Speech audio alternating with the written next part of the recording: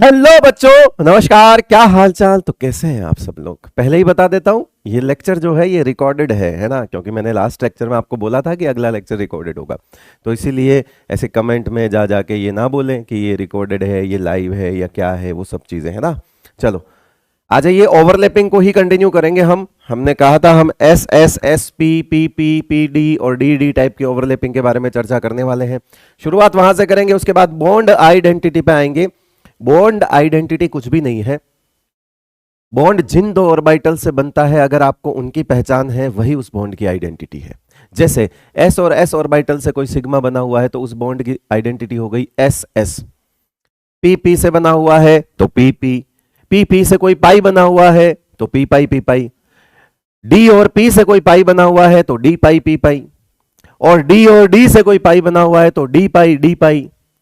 यही पहचान होती है। ऐसा नहीं कि उसको कोई नाम देंगे राम श्याम, है ना, ऐसा कुछ भी नहीं है बेटा, है ना। पाई जो होगा या सिग्मा होगा, जिन दो ऑर्बिटल्स की मर्जिंग से कोई भी कोवेलेंट बॉन्ड बना है। सपोज कोई सिग्मा बना है sp3 से तो उस बॉन्ड की आइडेंटिटी हो गई sp3 से बना हुआ बॉन्ड। मतलब ओवरलैपिंग का जो टाइप है, ओवरलैपिंग में जो दो ऑर्बिटल मिक्स हुए हैं, अगर उनका नाम पता है, वही उसकी आइडेंटिटी होगी। करके देखेंगे हम दो तीन एग्जांपल इसमें। इंपॉर्टेंट इसमें पाई की आइडेंटिटी ज्यादा है, सिग्मा वाली तो बहुत आसान हो जाती है। Important orders of bond strength, क्योंकि अब ओवरलैपिंग के आसपास हम चीजें चला रहे हैं, है ना, बॉन्ड बना रहे हैं, तो स्ट्रेंथ के ऑर्डर, कुछ इंपॉर्टेंट ऑर्डर्स जो हैं वो यहीं डिस्कस करेंगे। ऐसे ऑर्डर्स जो मेन एग्जाम में आ सकते हैं, क्योंकि प्रॉपर बॉन्ड स्ट्रेंथ निकलती है बॉन्ड डिसोसिएशन एनर्जी से, और वो एक एक्सपेरिमेंटल डेटा होता है। तो इसलिए नहीं, ऐसा नहीं है कि ये वाला टॉपिक पढ़ने के बाद आप किसी की भी बॉन्ड स्ट्रेंथ निकाल सकते हो, ऐसा नहीं है। जो मैं बता रहा हूं, जो ऑर्डर्स मैं बताऊंगा, उन्हें ध्यान में रखिएगा। जो कुछ फैक्टर्स, दो तीन फैक्टर्स मैं बताऊंगा, वो फैक्टर्स लगा के आपके सवाल, जो आने लायक सवाल होते हैं, वो उन फैक्टर्स से हो जाते हैं। अदरवाइज आपको ऐसे भी उठा के, कोई भी मॉलिक्यूल उठा के पूछ ले कि बता इसकी बॉन्ड एनर्जी क्या है या इसकी बॉन्ड स्ट्रेंथ क्या है, आप नहीं बता पाओगे। जो इंपॉर्टेंट चीजें हैं, जो एग्जाम में आ चुकी हैं, जो बार बार आती हैं, वही हम डिस्कस करने वाले हैं। शुरू करते हैं बिना देर किए। ओवरलैपिंग आ जाइए। तो ओवरलैपिंग में हमने कुछ कुछ चीजें तो कर ली थी। आज हम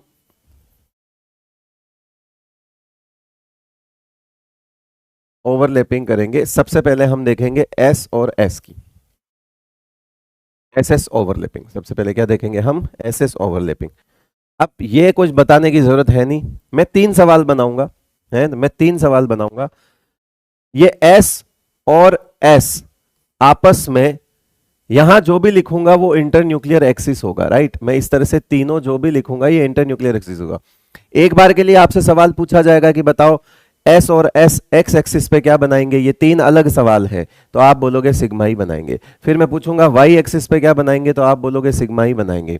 फिर मैं पूछूंगा जेड एक्सिस पे क्या बनाएंगे, तब भी आप बोलोगे सिग्मा ही बनाएंगे, क्योंकि आपको पता है कि एस और एस क्या बनाते हैं बेटा, सिग्मा बॉन्ड ही बनाते हैं। बात खत्म हो गई। चाहो तो आप इसको फील करके देख लो 3D के अंदर, एक एस यहाँ है, एक एस यहाँ है। सिंपल सा फंडा है। अपने हाथ में दो स्पंज की बोल अज्यूम करो, कर ली, ऐसे लेकर आओ, इस एक्सिस पे लेके आओ, कैसे टकराएगी सर? फील आ रहा है, ऐसे ही टकराएगी। फिर ऊपर से लेके आओ, कैसे टकराएगी? अरे सर वैसे ही टकराएगी जैसे ऐसे टकरा रही थी। टकराने का तरीका सेम है, जिस तरह से इंटरेक्ट करेगी लोब, वो सेम है। फिर ऐसे लेके आओ सामने से, तो भी सेम तरीके से टकराएगी। दो बोल स्पंज की उठाओ, उसको किधर से भी टकरा लो, वो हमेशा सेम तरीके से ही टकराएगी, और वो तरीका ऐसा ही होगा, और इससे सिग्मा ही बनेगा। ऑलवेज सिग्मा, यानी कि आप किधर से भी टकरा के लाओ। तो बताओ ये एक सवाल है या तीन सवाल है? तो आंसर है तीन सवाल है, क्योंकि वो इसको तीन तरीके से पूछेगा कि बताओ एस और एस वाई एक्सिस पे क्या बनाते हैं, एस और एस अगर एक्स एक्सिस पे भिड़ते हैं तो क्या बनाते हैं, एस और एस अगर जेड एक्सिस पे भिड़ते हैं तो क्या बनाते हैं। तो आंसर हमेशा क्या रहेगा हमारा?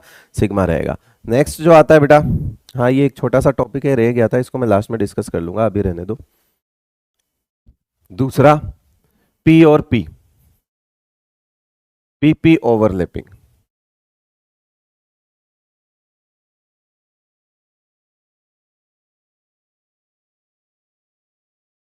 पी ओवरलैपिंग देख लेते हैं, आ जाओ।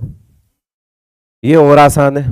देखो, पहले जुगाड़ चाहिए या पहले 3D के अंदर फील करना चाहते हो। ये जब भी सवाल आते हैं ना, हमारा हिसाब किताब जो है वो बिगड़ जाता है। कैसे बिगड़ता है? क्योंकि हमको इसको 3D में अज्यूम करना पड़ता है।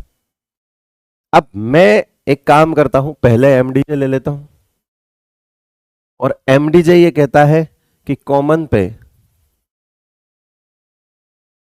सिग्मा, बाकी पर पाई। अभी नहीं समझ आएगा ये, अब समझ कब आएगा वो सुनो। मैंने यहां दे दिया पी एक्स और पी एक्स, और मैंने यहां पर 1 2 3 इंटरन्यूक्लियर एक्सिस, एक बार सवाल पूछा एक्स के लिए, फिर पूछा वाई के लिए, जेड। सवाल को समझना बेटा, पी एक्स और पी एक्स एक्स एक्सिस पर मिलकर क्या बनाएंगे, पी एक्स और पी एक्स वाई एक्सिस पर मिलकर क्या बनाएंगे, दूसरा सवाल। पी एक्स और पी एक्स जेड एक्सिस पर मिलकर क्या बनाएंगे, तीसरा सवाल। क्या सर यहां पी वाई हो सकता है? हो सकता है। क्या यहां पी जेड हो सकता है? हो सकता है। क्या यहां पी एक्स और पी वाई हो सकता है? नहीं हो सकता, क्योंकि यहां एक्स और दूसरा वाले को वाई ले लूंगा तो वो एक दूसरे के परपेंडिकुलर हो जाएंगे, और जब परपेंडिकुलर हो जाएंगे तो जीरो ओवरलैपिंग होगी। ऐसा कुछ सिखाया था, याद करो। अगर इन दोनों को ले जाओगे पास में, जो दो ऑर्बिटल आपस में मिक्स करवा रहे हो वो ही अगर एक दूसरे के 90 डिग्री हो गए तो डेफिनेटली वो जीरो नोडल प्लेन में जाके लगेगा, जीरो ओवरलैपिंग का केस हो जाएगा। तो इसीलिए अगर आप पी और पी की ओवरलैपिंग करना चाहते हो और अगर बॉन्ड बनाना चाहते हो तो सबसे पहली कंडीशन तो यही है कि दोनों पी के एक्सिस सेम होने चाहिए। तुम एक्स एक्स ले लो, तुम वाई वाई ले लो, तुम जेड जेड ले लो, फर्क नहीं पड़ता, लेकिन तुम अलग नहीं ले सकते, बिकॉज अलग लेते ही वो खुद ही एक दूसरे के परपेंडिकुलर होते ही जीरो ओवरलैपिंग हो जाएगी। एनीवेज, एमडीजे अगर समझ आया हो तो समझ आ गया होगा कि कॉमन पर, ये कॉमन मतलब क्या है मैं बता देता हूं आपको। यहां देखना, एक्स एक्स एक्स, यहां बनेगा सिग्मा, कॉमन पर सिग्मा। अगर आपने कॉमन एक्सिस लिया हुआ है एक्स एक्स एक्स सिग्मा, तो फिर बाकी पर क्या हो जाएगा, तो बाकी दोनों पर बिना सोचे समझे पाई, बाकी दोनों पे बिना सोचे समझे क्या हो जाएगा, पाई। मैं अभी चित्र बना के भी दिखा दूंगा, कोई टेंशन वाली बात नहीं है, पर चित्र वित्र सब कंफ्यूज करते हैं, टाइम लगाते हैं, कंफ्यूज करें ना करें टाइम जरूर लगाते हैं, और हमें चाहिए सेकंड्स में आंसर, क्योंकि ऑप्शन को टिक करना होता है। तो देखो एक्स एक्स, ये चित्र बना के, ये 3D में फील करके, ये सब मैं घर पे कर चुका हूं, मैं करके आ गया, तुम्हारे लिए सीधा जुगाड़ लेके आ गया। एक्स एक्स एक्स, अब आपको ये समझ आ गया हो तो सोचो, मैं यहां पी वाई ले लूं। अगर मैं बोल दूं p y plus p y, मैं क्या बोल दूं, पी वाई और पी वाई, अब बताओ किस पे सिग्मा किस पे पाई। जुगाड़ समझ आ गया होगा तो समझ आ गया होगा, जुगाड़ समझ आ गया हो तो जुगाड़ क्या कह रहा है कि ये रहा वाई, ये रहा वाई, ये रहा वाई, कॉमन पे सिग्मा, कॉमन पे सिग्मा। कॉमन क्या कॉमन, इनका एक्सिस और इंटरन्यूक्लियर एक्सिस। इन कॉमन का मतलब क्या है, इनका एक्सिस जो भिड़ रहे हैं उनका एक्सिस अपना, और इंटरन्यूक्लियर एक्सिस अगर सेम है तो सिग्मा, बाकी दोनों पे पाई। यहां पीजेड होगा तो जेड पे सिग्मा, बाकी दोनों पे पाई। अब समझ आ गई बात। और एक कंडीशन अदरवाइज याद रखने का, ये दूसरा सवाल हो गया हमारा, ठीक है, नोट लगा के लिख देना। यहां मैं अगर लिख दूं बेटा p x plus p y और पूछूं कि बता एक्स पर क्या, वाई पर क्या और जेड पे क्या, तो आंसर हमेशा जीरो ओवरलैपिंग आएगा, है ना। क्यों? क्योंकि नोट लगा के लिख देना, both axis must be same.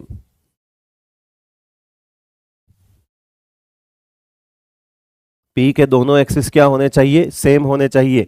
अभी बोला ना, ये हमेशा जीरो ओवरलैपिंग हो जाएगी अगर एक दूसरे के, आप बोलोगे सर यहां एक्स यहां जेड ले लूं, गलत, यहां वाई यहां जेड ले लूं, गलत, उससे फर्क नहीं पड़ता, है ना। एक्स वाई ले लो, वाई जेड ले लो, जेड एक्स ले लो, कुछ भी ले लो, दोनों अलग नहीं होने चाहिए, दोनों सेम होने चाहिए। अगर यहां एक्स एक्स लेते हो ठीक है, वाई वाई लेते हो ठीक है, जेड जेड ले लो ठीक है। अब सुनो, ये तो समझ आ गया, मतलब आंसर तो निकाल लोगे। अब मान लो उसी सवाल को समझा दूं, इसको ही समझा देता हूं, ठीक है। इसको हमने एक बार के लिए मान लिया, हमने इंटर न्यूक्लियर एक्सिस इसमें क्या ले लिया, एक्स, ये हमारा आई एन ए है, ठीक है। अब ये एक्स एक्सिस ले लिया, उस सवाल को समझा रहा हूं, तो ये रहा हमारा पी एक्स, ऐसा ही होगा, और दूसरा पी एक्स भी ऐसा ही होगा। अब देखो एक्स एक्सिस पर पी एक्स और पी एक्स कौन सी ओवरलैपिंग करेंगे, हेड ऑन, तो कौन सा बनेगा, सिग्मा बॉन्ड, एक्सियल ओवरलैपिंग ही होगी एक्स एक्सिस पे। एक्स एक्सिस पे पी एक्स ऐसा ही होगा, एक्स एक्सिस पे पी एक्स भी ऐसा ही होगा, जो एक्सिस है उस पर पी ऐसा ही होता है लेटा हुआ, जो भी एक्सिस है उस पे। अब सोचना ये, अब हमारे पास इसी को दूसरा सवाल, इस बार हम y से लेके आएंगे। अगर मान लो ये y एक्सिस है ना, ये y एक्सिस पर px कैसा होगा, तो ऐसा ही होगा, ये अभी भी px है। एक सवाल खत्म कर दिया मैंने, इसी में दूसरा सवाल कर रहा हूं। एक सवाल ये था कि मैंने px और px को x एक्सिस पे सिग्मा बना के दिखा दिया, px और px को x एक्सिस पे सिग्मा बना के दिखा दिया। अब px और px को y एक्सिस पे लेके जा रहा हूं, मतलब मैंने अब रास्ता बदल दिया, लोग वही हैं, रास्ता बदल दिया। बोले एक काम कर, इस बार हम ऐसे नहीं भिड़ाएंगे, इस बार ऐसे लेके आएंगे, ऐसे। जब आप ऐसे लेके जाओगे तो बताओ ये यहां से टकराएगा और ये यहां से टकराएगा, इसको घुमा के देख लो, ये परपेंडिकुलर है, ये पाई बॉन्ड बनाएगा, बना रहा है, ये पाई बॉन्ड बन गया इसका। उसके बाद आप जेड एक्सिस से फील करो, जेड एक्सिस है बोर्ड से बाहर निकलता हुआ, तो px तो ऐसा ही होगा। इस डंबल को उठाओ ऐसे, ये पेन को समझो, ये पेन जो है, ये पेन आपका डंबल है, इसको उठाया, अब जेड एक्सिस से लेके जाना है उसके पास, तो बाहर से लेके जाओगे अंदर, तो ऐसे लेके जाओगे तब भी पाई ही बनेगा, क्योंकि ऐसा ही कुछ कोलेटरल ओवरलैपिंग होगी कि बीच में एक्सिस होगा और कोलेटरल ओवरलैपिंग होगी। ये ऐसा ही तो है, ये देखो। अब इसको तुम ऐसे समझ लो, इसको घुमा के देख लो, बात तो वही है। तो ये सारा कुल मिला के यहां पे हेड ऑन है, ये वाली जो है ये आपकी हेड ऑन है, ठीक है, और ये आपकी कोलेटरल है। यहां जो हुई है ये हेड ऑन है, जिसको कोएक्सियल बोलते हैं, और ये इससे कौन सा बनता है, सिग्मा बन रहा है, और ये जो है आपकी क्या है, साइडवेज, और इससे क्या बनता है, पाई, कोलेटरल ओवरलैपिंग है। और हमने पता है कि कोएक्सियल में सिग्मा बनता है और कोलेटरल में पाई बनता है, अरे याद है पिछले लेक्चर में पढ़ाया था। चलो आ जाओ, ये पीपी ओवरलैपिंग की कहानी खत्म।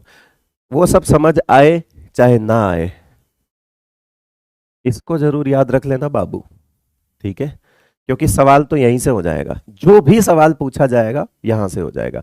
वो समझ आया चाहे नहीं आया, घर पे बैठ के करते रहना ऐसे वैसे ऐसे। मेन एग्जाम में मैं नहीं चाहता कि इतना दिमाग लगाओ, थ्री डी को अज्यूम करके आंसर करो, सीधा जुगाड़ आपके सामने है, खटाखट आंसर निकालो। अगला आता है पी और D, third one is P D overlapping.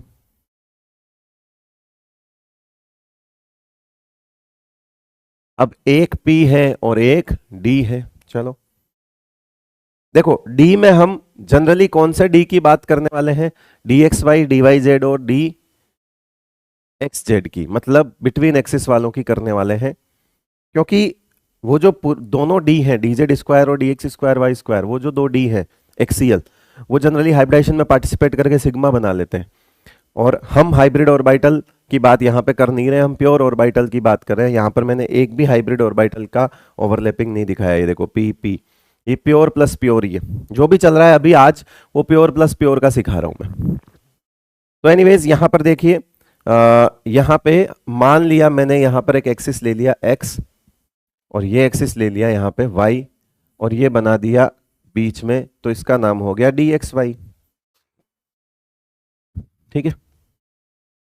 सोचो अगर मैं px ले लूं, देखते जाना, तो ऐसा ही होगा, ये px है मेरा, ये क्या है मेरा px।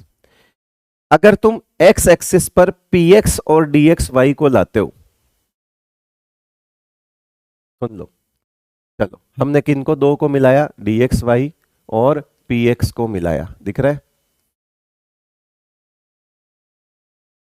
हाँ, पहले कौन से एक्सिस पे ला रहे हैं, x, फिर कौन से पे लाएंगे z, और फिर कौन से पे लाएंगे, ठीक। तो पहले इस चित्र में समझ लो हम क्या करने वाले हैं, dxy को और px को किस पर भिड़ा रहे हैं, x एक्सिस पर भिड़ा रहे हैं। अब सोचो ये पास आएंगे, ये पास आएगा तो ये यहां जाके लगेगा और यहां जाके लगेगा, तो बताओ क्या होगा, जीरो ओवरलैपिंग होगी। चलो आंसर आ गया, ये तो दिख ही रहा है, ये जाके वहां नोडल प्लेन में लगेगा। इसका मतलब है dx y और px अगर x एक्सिस पे जाएंगे तो जीरो बॉन्ड बनेगा। ये वाली जीरो ओवरलैपिंग आपके सिलेबस में नहीं है। इनफैक्ट p और d ओवरलैपिंग आपके सिलेबस में नहीं है। आपका आपका जो सवाल है वो s s और p p पे खत्म हो जाता है ना। आपके सिलेबस से बाहर चल रहा है ये चीजें अब। ये और इसके आगे वाला d और d दोनों सिलेबस में नहीं है, बट ठीक है पढ़ लेते हैं, दो पढ़ी दो और पढ़ लेते हैं, क्या फर्क पड़ता है। घूमता फिरता सवाल आ गया तो क्या करेंगे। इतने सवाल एनटीए पे उठाए गए हैं कि अब वो गुस्से में कोई कैसा पेपर बना दे, क्या पता। कह रहे आप बताओ, आसान पेपर आसान पेपर बहुत चिल्ला रहे थे ना, अब बताओ। तो इसलिए करना जरूरी है, d x y p x x. ठीक है, अब ये रहा वाई एक्सिस, दिख रहा है आपको वाई एक्सिस। इसी फुलझड़ी को, मतलब इसी डंबल को यहां अज्यूम कर लो। कर लिया, कर लिया भाई, कर लिया सर, ठीक है। तो जब ये अब आप रास्ता बदल चुके हो, देखो अभी भी ये पी एक्स ही है, क्यों, क्योंकि ये एक्सिस तो हमारा एक्स ही है ना बेटा। जैसा ऊपर एक्स है वैसा नीचे भी एक्स है। ऐसा तो है नहीं एक्स, ऐसा थोड़ी कि ये एक्स तो ये वाई हो जाए, नहीं। तो ऐसे वाला सारा एक्स माना हुआ है हमने, तो ये भी एक्स ही है, तो ये भी हमारा पी एक्स ही है। अब दूसरा सवाल चल रहा है, क्यों, क्योंकि अब इंटरन्यूक्लियर एक्सिस बदल दिया। इंटरन्यूक्लियर एक्सिस यहां पर क्या है, एक्स है, और इंटरन्यूक्लियर एक्सिस यहां पे क्या है, वाई है। अब हमने इंटरन्यूक्लियर एक्सिस बदल दिया। अब मेरा सवाल है डी एक्स वाई और पी एक्स वाई एक्सिस पे क्या बनाएंगे। डी एक्स वाई और पी एक्स वाई एक्सिस पे क्या बनाएंगे, तो आंसर आएगा पाई। क्या आंसर आएगा बेटा, पाई। क्यों आएगा, क्योंकि ये देख पाई जैसा फील होगा, ये कोलेट्रल ओवरलैपिंग हो गई क्या, तो यहां बनेगा पाई बॉन्ड। क्यों, क्योंकि इसको अज्यूम करके देख, इसको इसको घुमा ले बेटा, इसको घुमाएगा ना तो ये कुछ ऐसा ही है, ये देख इसको घुमा ले, ये ऐसा है, ये पाई बॉन्ड हो गया। हो गई collateral overlapping sideways. Pi bond क्या होता है, कोलेट्रल क्या होती है कि इंटर न्यूक्लियर एक्सिस के परपेंडिकुलर होने वाली ओवरलैपिंग। ये रहा इंटर न्यूक्लियर एक्सिस, यहां होने वाली ओवरलैपिंग, तो ये पाई बॉन्ड बन गया। दिख गया सबको पाई बॉन्ड। अब इसको जेड पे अज्यूम करो।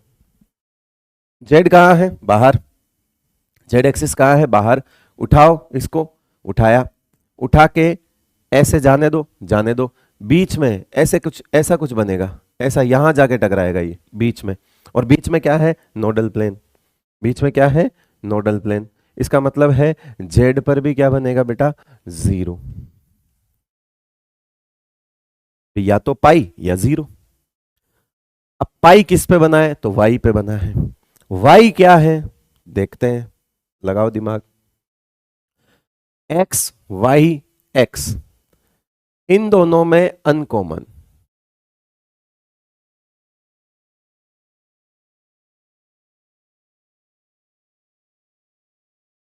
इन दोनों में जो अनकॉमन एक्सिस है उस पर पाई, बाकी जीरो।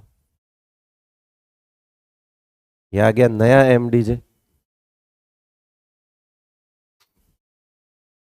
क्या एमडीजे आया, कि इन दोनों में जो अनकॉमन है, बताओ इसमें क्या अनकॉमन है, इसमें आपको क्या अनकॉमन दिख रहा है। ये y अनकॉमन है, तो y पर पाई बाकी पे जीरो।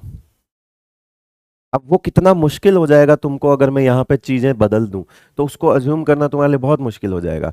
तो मैंने वो सब कर लिया, मैं तो जुगाड़ बता रहा हूं, और जुगाड़ जैसे ही बताया मेरा सवाल का आंसर दे दो। अगर मैं लिख दूं D y Z,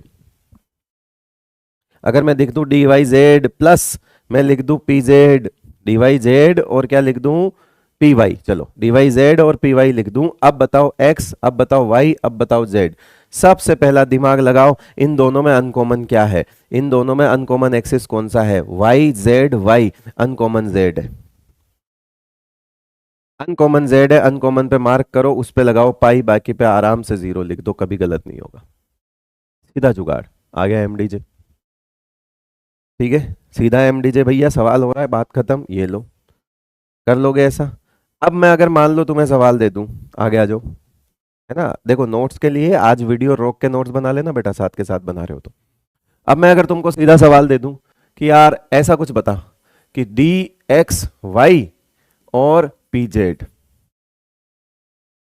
x Y और जेड 0 0 0, क्योंकि इसमें अनकॉमन ढूंढने के लिए कुछ कॉमन भी तो होना चाहिए। हमारा एमडीजे भी नहीं लग रहा, और थोड़ा सा फील के साथ भी सुन लो कि एक्स वाई और जेड आपस में ही 90 डिग्री है। एक्स वाई जेड और आपस में ही 90 डिग्री। जो तीन एक्सिस आपस में 90 डिग्री है उसको किसी एक्सिस पे मर्ज थोड़ी कर सकते हो आपको।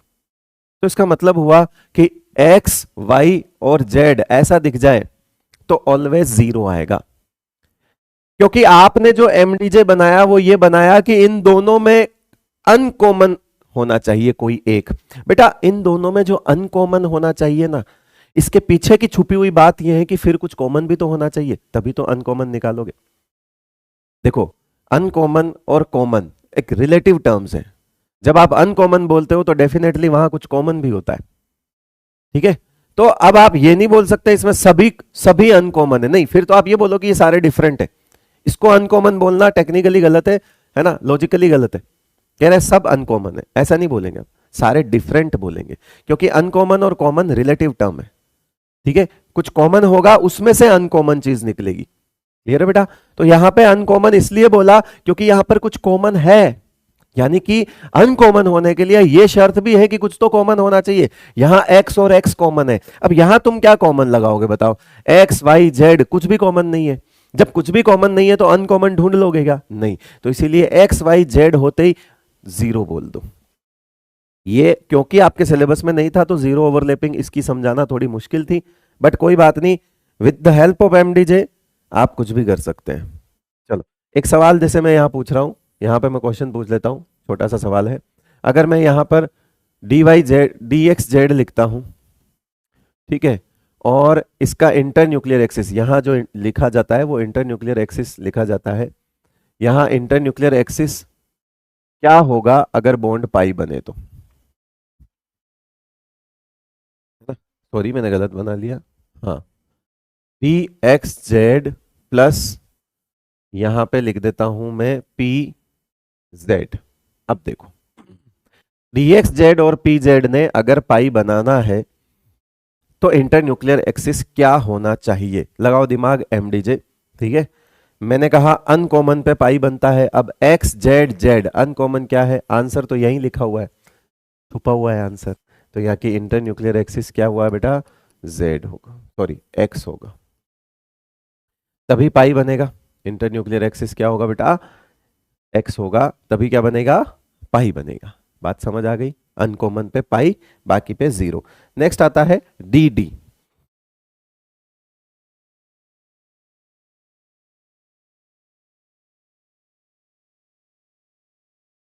कौन से नंबर है, S s P P P, ये 5 नंबर हो गए हमारे पास, ठीक है। डी डी ओवरलैपिंग, डी और डी से एक एक्सिस मान लिया ऐसा एक्स, एक एक्सिस मान लिया ऐसा वाई, एक बनाया ऐसा डी एक्स वाई, तो दूसरा भी ऐसा ही बनेगा, ये भी वाई एक्सिस ही होगा। मान लो मैंने इस तरह से 2 ऑर्बिटल ले लिए, ये वाला एक्स वाई है क्योंकि एक्स और वाई प्लेन के बीच में है तो डी एक्स वाई हो गया, ये भी डी एक्स वाई है इस हिसाब से। तो हम जो भी सवाल कर रहे हैं यहाँ पे किस किस के लिए कर रहे हैं, डी एक्स वाई और डी एक्स वाई।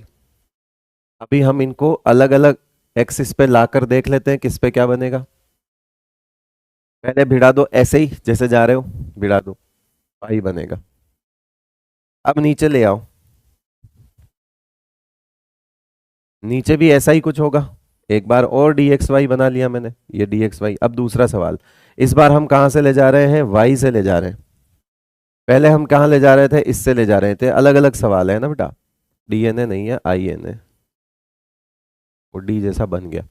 हाँ, तो एक्स एक्सिस पर d x y x axis पर आएंगे तो पाई बनेगा, दिख रहा है साफ साफ, 2 लोब इंटरेक्ट हो जाएगी परपेंडिकुलर, ये रहा इंटर न्यूक्लियर एक्सिस, इसके परपेंडिकुलर साइडवेज ओवरलैपिंग हो जाएगी। जब आप इधर जाओगे, जब आप वाई से लेके जाओगे तब भी ऐसा ही कुछ बनेगा, पाई बनेगा, इसका मतलब है यहां पर भी पाई बनेगा, वाई पर भी पाई बनेगा। जेड पे कहानी अलग हो गई, जेड पे एक नई कहानी आ गई। इसको, इस रंगोली को उठाओ, इस रंगोली को उठाकर ऐसे का ऐसा इस पे डाल दो, इस रंगोली को उठा के ऐसे का ऐसा इस पे डाल दो। यानी अगर इसको एक तो ये भी एक, ये दो तो ये दो, ये तीन तो ये तीन, ये चार तो ये चार। तो अब जब आप इसको उठा के जेड एक्सिस से इसकी तरफ ले जाओगे, इस रंगोली को उठाओ और इस रंगोली को जेड एक्सिस यानी कि ऐसे का ऐसा बाहर की तरफ से लेके जाओ, तो सोचो एक वाला एक से भिड़ेगा, दो वाला दो से भिड़ेगा, तीन वाला तीन से भिड़ेगा और चार वाला चार से भिड़ेगा। अरे भिड़ेगा कि नहीं भिड़ेगा? मतलब ऐसा बॉन्ड तो पहली बार आया है, अब तक मैक्सिमम दो दो लोब ने ही ओवरलैप किया है, एक ऑर्बिटल की दो लोब ने ही ओवरलैप किया है मैक्सिमम। चाहे आप पी भी देख लोगे तो वो ऐसा ही था, सिग्मा में देखा तो वो एक ने ओवरलैप किया है, तो यहां एक ने ओवरलैप किया, यहां दो ने ओवरलैप किया, यहां पर भी हमने नॉर्मल वाला देखा तो दो दो ने ओवरलैप किया। लेकिन एक ये ऐसा केस है जिसमें चार ओवरलैप कर रहे हैं, और जब चार ओवरलैप कर रहे हैं तो इसका मतलब है बॉन्ड भी कुछ अलग टाइप का बनेगा। अब क्योंकि वो है हमारे सिलेबस में नहीं, पर मैं यहां तो नहीं लिख सकता कि नॉट इन सिलेबस, इससे ज्यादा अच्छा है कि वो चौथे तरह का बॉन्ड ही लिख दूं, डेल। और मैंने बताया भी था शायद आप लोगों को कि जो चौथा बॉन्ड होता है वो डेल बॉन्ड या डेल्टा बॉन्ड भी बोलते हैं उसे, जो डेल्टा बॉन्ड होता है वो कैसे बनता है, थोड़ा दिमाग लगाओ, वो इस तरह से बनता है, ऐसे बनता है वो, ऐसे यहां पे फिर यहां पे, है ना, ओवरलैप करके। कैसे ओवरलैप होगा, तो ये रहा आपका ये एक ऑर्बिटल इस तरह से, इसको 3D में अज्यूम कर लेना, फिर यहाँ पे, फिर यहाँ पे, फिर यहाँ पे, फिर यहाँ पे, ऐसे करके वो किस तरह से जुड़ेंगे, वो इस तरह से जुड़ेंगे, वो लोब उधर टकराएगी, ये लोब इधर टकराएगी, वो लोब उधर टकराएगी, ये लोब इधर टकराएगी, इस तरह से ये चारों आपस में क्या करेंगे, ओवरलैप करेंगे। ये होता है हमारा क्या, डी डी ओवरलैपिंग। इससे जो बॉन्ड बनता है वो कौन सा बनता है, डेल्टा बॉन्ड, जब चारों ओवरलैप करेंगे तो। ठीक है भाई, चलिए तो इसको नोट करो, फटाफट आगे बढ़ते हैं।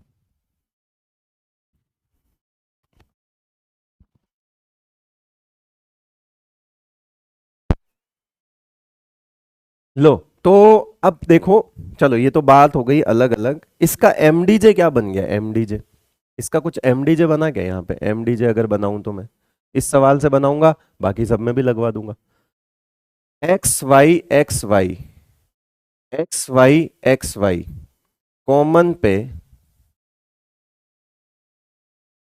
पाई, बाकी पर डेल्टा। देखो x y x y x y, pi pi, बचा जेड डेल्टा। या कुछ लोग ऐसे याद कर लेते हैं कि जो नहीं है उस पे डेल्टा, बाकी जो दिख रहा है उस पे पाई, कैसे भी याद कर लो। तो चलो अगर सवाल समझ आया तो इस सवाल को करके बताओ फिर, कि मैं यहां लिख दूं डी एक्स जेड और यहां लिख दूं डी एक्स जेड,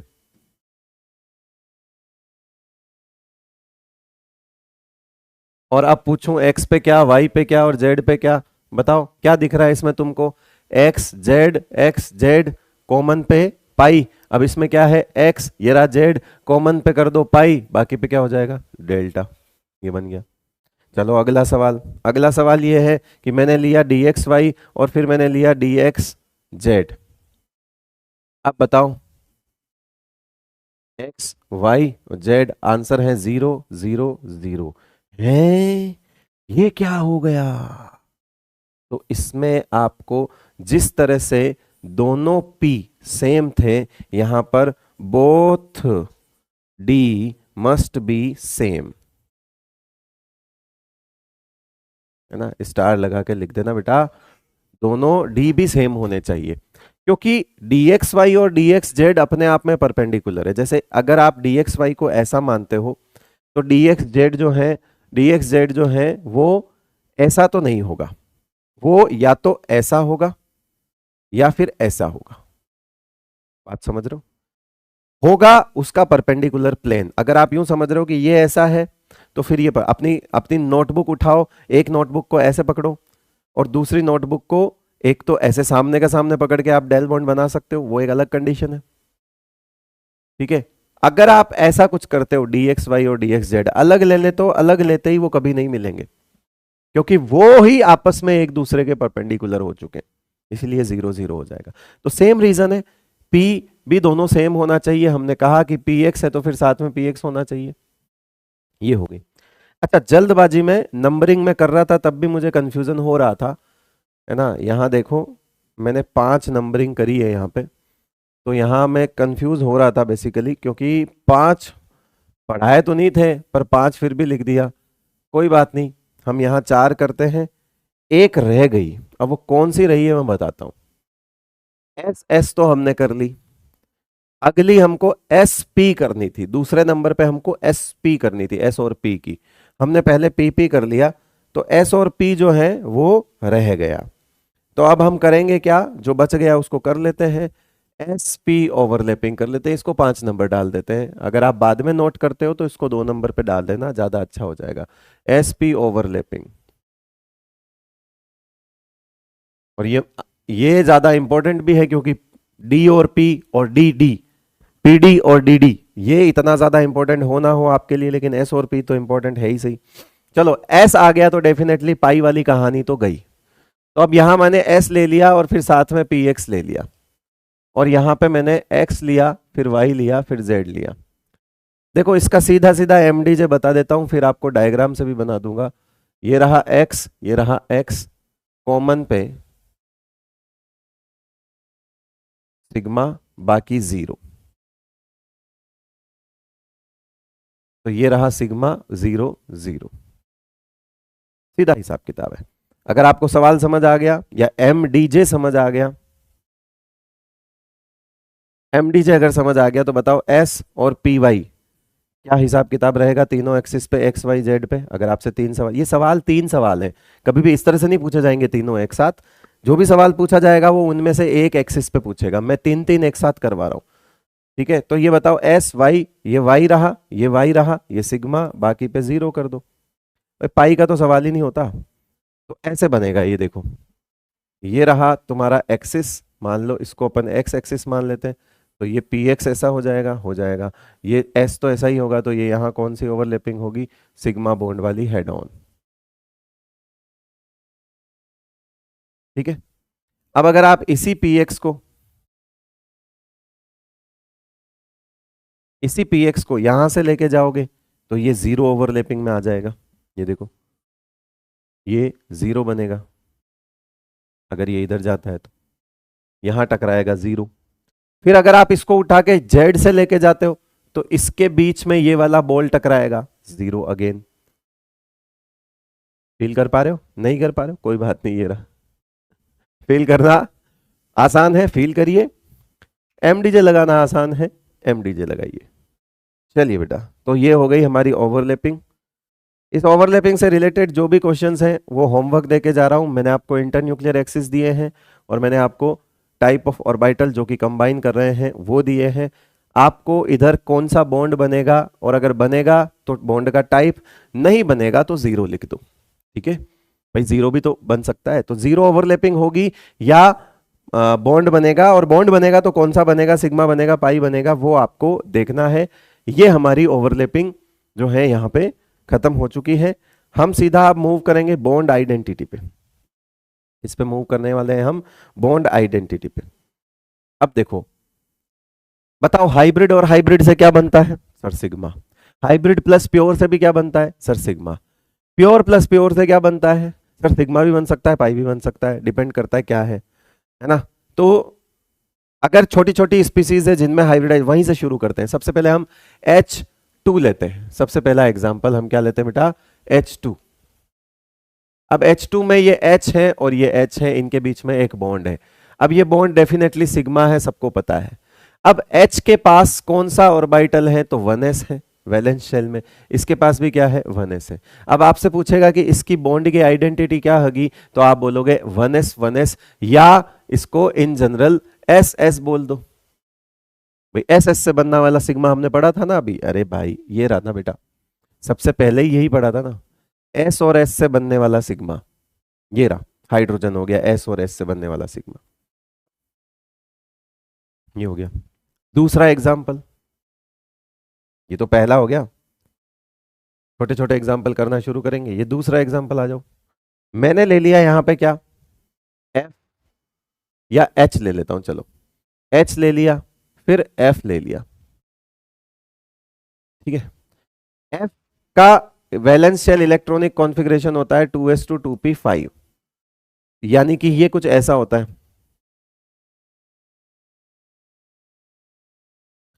ये जो डब्बा है ये जाएगा बॉन्ड बनाने के लिए, क्योंकि इसके पास यही वाला खाली है, तो 2p जाएगा, राइट। अब वो x है, वो y है, वो z है, वो कुछ भी हो सकता है। सिग्मा बनने के लिए क्या होगा वो तुम खुद बता दोगे। और यहां पे जो हाइड्रोजन है उसका आएगा 1s, और ये बॉन्ड बनेगा इस तरह से। तो इसका मतलब है H का तो हो गया 1s, H का तो हो गया 1s, और इसका हो गया 2p, यानी कि इसको 2p 1s 2p बोल सकते हैं, या इन जनरल हम sp बोल सकते हैं। अब मुझे बताओ sp से जो सिग्मा बनेगा वो कब बनेगा? जब जो भी px होगा। आप सोचो, सोच के देखना, अगर ये दोनों z एक्सिस पर भिड़ते हैं तो इसका pz होना जरूरी है। ये दोनों y एक्सिस पे भिड़ते हैं तो फिर ये py होगा, तभी सिग्मा बनेगा। और अगर ये x एक्सिस पे भिड़ते हैं तो ये px होगा, तभी तो सिग्मा बनेगा। क्योंकि हमने अभी थोड़ी देर पहले ये जस्ट पढ़ाई तो है बेटा, जस्ट ये पढ़ाई तो है कि S और P सिग्मा कब बनाते हैं। S और P सिग्मा तभी बनाते हैं जब जैसा P लोगे वही एक्सिस होगा, तो ही सिग्मा बनेगा।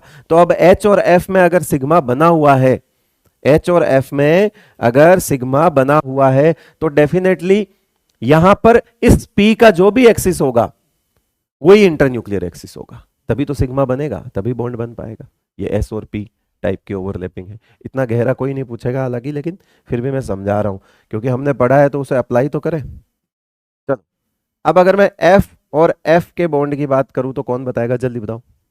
बॉन्ड आइडेंटिटी चल रही है, आसान आसान एग्जांपल से उठा रहा हूं, इससे थोड़ा ऊपर भी जाऊंगा, हाइब्रिड में भी घुसूंगा, पाई में भी घुसूंगा, लेकिन अभी थोड़ा धीरे धीरे धीरे धीरे चीजों को उठाते हैं। चलो, यहां देखो F और F की बात करते हैं। देखो, अगर फ्लोरीन था तो डेफिनेटली 2p ही होगा, तो एक फ्लोरीन के पास 2p है तो दूसरा फ्लोरीन कौन सा अलग है, वो भी वैसा ही है। तो एक का 2p होगा तो दूसरे का भी 2p होगा, यहां हाइड्रोजन तो है नहीं, तो इसका मतलब है यहां हमको डायरेक्ट कोई डब्बा बनाने की जरूरत नहीं है, हमको पता है कि 2p और 2p ओवरलैपिंग है, और p और p की ओवरलैपिंग से कौन सा बॉन्ड बन रहा है, सिग्मा बन रहा है। 2p ओवरलैपिंग से सिग्मा बन रहा है। अब मुझे बताओ p और p सिग्मा कब बना सकते हैं? p और p सिग्मा बना सकते हैं जब p और p सिग्मा कब बना सकते हैं? p और p कब सिग्मा बना सकते हैं? ये रहा बेटा, p और p कब सिग्मा बना सकते हैं? ये रहा कॉमन पे, ये mdj। p और p कब सिग्मा बना सकते हैं? जब दोनों p एक जैसे हो, x x x सिग्मा। पाई वहां बन नहीं रहा है अभी, f और f के बीच में सिग्मा है तो सिग्मा की बात करेंगे। तो डेफिनेटली यहां पे हमें यह समझ आ चुका, ये समझ आ चुका कि ये जो भी बॉन्ड होगा, अगर यहां इंटर न्यूक्लियर एक्सिस अगर इन दोनों के न्यूक्लियस वाई एक्सिस पर है तो ये पी वाई होंगे, इन दोनों के न्यूक्लियस जेड एक्सिस पर है तो ये पी जेड होंगे, इन दोनों के न्यूक्लियस एक्स एक्सिस पर है तो ये पी एक्स होंगे। क्योंकि हमको ये पता है कि अगर सिग्मा बनाना है पी और पी से तो वो तभी बन सकता है जब एक्सिस कॉमन हो। क्या? खुद का एक्सिस और इंटर न्यूक्लियर एक्सिस क्या हो बेटा, कॉमन हो, तभी बन सकता है। का मतलब है कि थोड़ा मतलब मैं ये डायरेक्ट आप टू पी लिखोगे ना, इससे ज्यादा गहरा सवाल तो पूछेगा ही नहीं वो, है ना। ये भी बहुत गहराई है, ये भी एडवांस लेवल ही चल रहा है, बॉन्ड आइडेंटिटी वगैरह। ये कोई इस तरह से आप, है ना, कोई नहीं पढ़ाता इस बॉन्ड आइडेंटिटी वगैरह, ये ना दिमाग खोलने वाली चीजें हैं, अभी मैं और खोल दूंगा आप, आ जाओ। चलो, तो ये हो गया हमारा। अच्छा, एक तू बता दो, ये तो आप ही बताओगे अब। 4 नंबर, 4 नंबर में हमको ये बताना है Cl। बताओ, सिग्मा बॉन्ड है बीच में, पढ़ाओ, बताओ बताओ बताओ बताओ।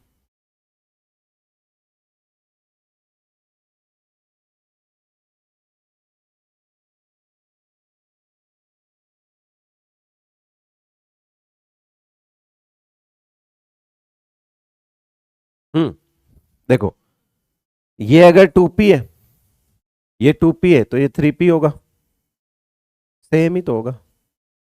बस पी बड़ा होगा, वो 2p है 3p है, पी होगा। डिट्टो जो उसमें है वैसे का वैसा होगा, बस फर्क होगा जो p है वो 3p हो जाएगा, आप उससे फर्क नहीं पड़ता। ये 4 नंबर हो गया। अब आते हैं थोड़ा अलग टाइप का सवाल करते हैं। चलो, फोर्थ 4 ले लिए थे, पांचवा एग्जाम्पल। अब आप देखना आपके एनसीईआरटी में जो डायग्राम दिए हुए हैं उनको भी मैं यहां साथ में ही समझाऊंगा। अब थोड़ा सा कंसंट्रेट कर लेना बेटा चीजों को। कॉम्प्लिकेटेड हो सकती है, मुश्किल नहीं है, ठीक है। मुश्किल डिफिकल्ट नहीं है, कॉम्प्लिकेटेड हो सकती है, डायग्राम वगैरह को लेकर एक साथ बहुत सारी चीजें आ सकती है, इस वजह से हो सकती है। लेकिन मैं कह रहा हूं कि वो भी बहुत आसान है। स्टेप बाय स्टेप अपना दिमाग मत लगाना, स्टेप बाय स्टेप सीखते चलना, मैं बताऊंगा। मैंने ले लिया यहां पर CH3 और CH3, इस तरह का एक कंपाउंड ले लिया, CH3 CH3। अब देखते जाना बेटा, हमारे पास 2 कार्बन है, देखते जाना। मैं इसको थोड़ा सा ओपन करके लिखता हूं, आप उससे ज्यादा जल्दी समझ जाओगे चीजों को। ये H, ये H, ये H, ये C और ये H, ये H और ये H, ऐसा ही। अब बताओ इसमें कार्बन सेंट्रल एटम है, दोनों कार्बन सेंट्रल एटम है, एक तरह से यूं कह सकते हो दोनों कार्बन का हाइब्रिडाइजेशन होगा, है ना। इधर वाला कार्बन के भी दोनों तरफ बॉन्ड है, उस वाले कार्बन के भी दोनों तरफ बॉन्ड है। तो हमारे पास कार्बन 1 और कार्बन 2, ऐसे समझ लेते हैं हम इसको, कि मैं इसको C1 मान लेता हूं और इसको C2 मान लेता हूं आपको समझाने के लिए। और C1 की कहानी यहां लिख देता हूं, C2 की कहानी यहां लिख देता हूं। C1 की कहानी ये रही, एक्साइटेड स्टेट में ही इसने काम किया होगा, ये रही। C2 की कहानी ये रही, ये लो, ये रही। तीनों में, दोनों में 4-4 इलेक्ट्रॉन थे, है ना, 2s2 2p2, जिसको इसने एक्साइट कर लिया। और ये कंडीशन है आपकी, है ना, ये वाली कंडीशन है, ये देख लो।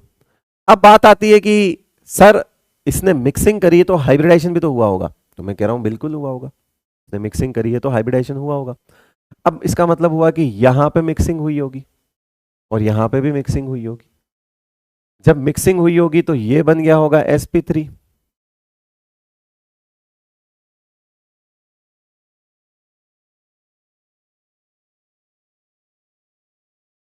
और यहां पे भी मिक्सिंग हुई होगी तो ये भी बन गया होगा sp3।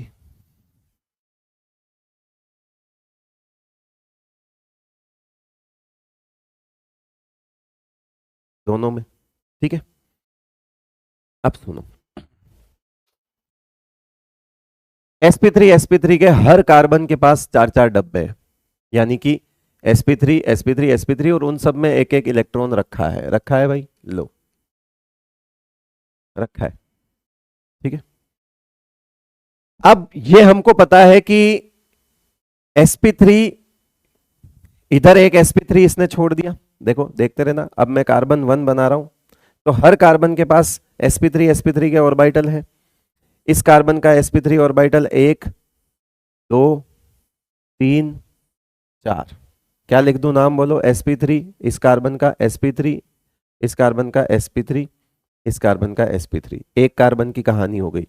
दूसरे कार्बन के पास आते हैं, ये रहा दूसरा कार्बन, इसका यहां पे क्या होगा sp3, यहां पे क्या होगा, वो भी sp3, ये भी sp3 और इसके भी ये sp3, ये लो इसके भी sp3 हो गए। जिस जिसको बात समझ में आ गई वो तो अब समझ ही जाएगा। ये वाला, इस कार्बन का sp3 1 sp3 2 sp3, ये हाइड्रोजन के 1s से जाके भिड़ रहे हैं बेटा,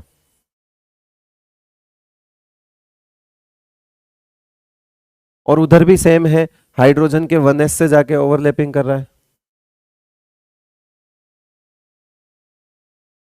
ये लो हाइड्रोजन के 1s से ओवरलैपिंग कर रहा है, कर रहा है कि नहीं कर रहा, ठीक है।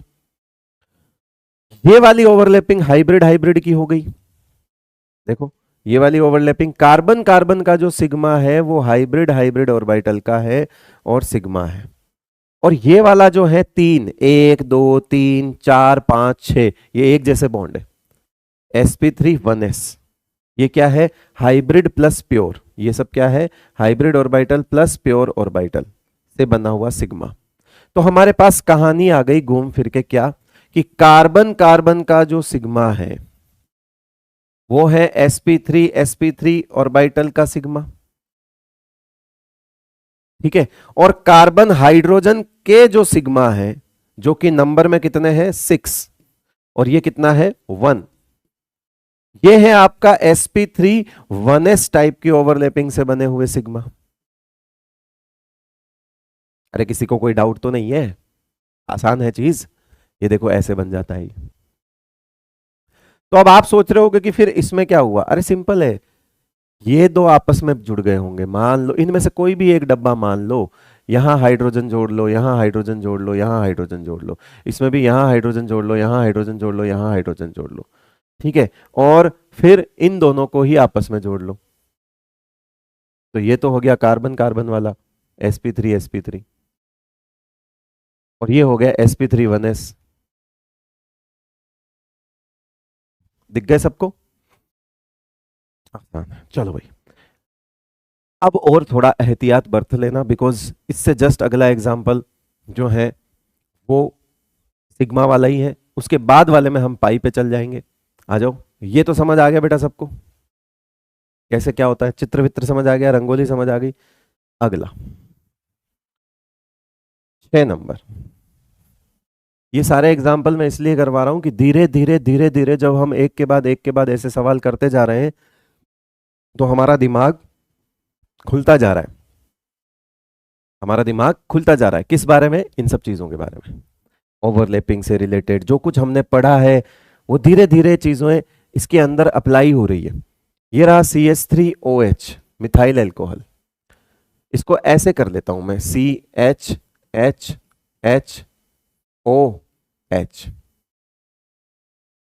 ऐसा ही। ठीक है, और यहां चाहो तो इस स्ट्रक्चर को यहां से बेंट ले लो, ज्यादा सही लगेगा। OH, ऐसा है ये रहा लोन पेयर, एक लोन पेयर और दूसरा लोन पेयर, ऐसे ही है। ठीक है भाई। अगर आप हाइब्रिडाइजेशन की बात करोगे तो इसका भी Ab2L2 हुआ, तो ये भी sp3 हुआ। और अगर आप इसके हाइब्रिडाइजेशन की बात करोगे तो ये भी sp3 हुआ और ये Ab4L0 हुआ, क्योंकि 1 2 3 4 सिग्मा sp3, यहां पे 2 सिग्मा 2 लोन पेयर sp3। ये तो तय बात है कि ऑक्सीजन की भी sp3 हाइब्रिडाइजेशन है और कार्बन की। तो हमको करना कुछ नहीं है, हमको इसको सिर्फ बनाना है ऐसा, सिर्फ ऐसा बनाना है। देखो हमें बनाना है इस तरह से। इस चित्र को मैं बता रहा हूं, ये रहा कार्बन, ये इसका sp3 हाइब्रिड ऑर्बिटल हो गया, और ये रहा ऑक्सीजन, इसका भी sp3 हाइब्रिड ऑर्बिटल हो गया। तो ये बॉन्ड बन गया sp3 आपसे पूछा जाए इसमें कार्बन ऑक्सीजन का सिग्मा कौन सा है, तो नाम बोलो क्या? sp3। फिर इसमें आपके पास 2 लोन पेयर है, इसको थोड़ा सा ऐसा ही बना लेते हैं, रुक जाओ।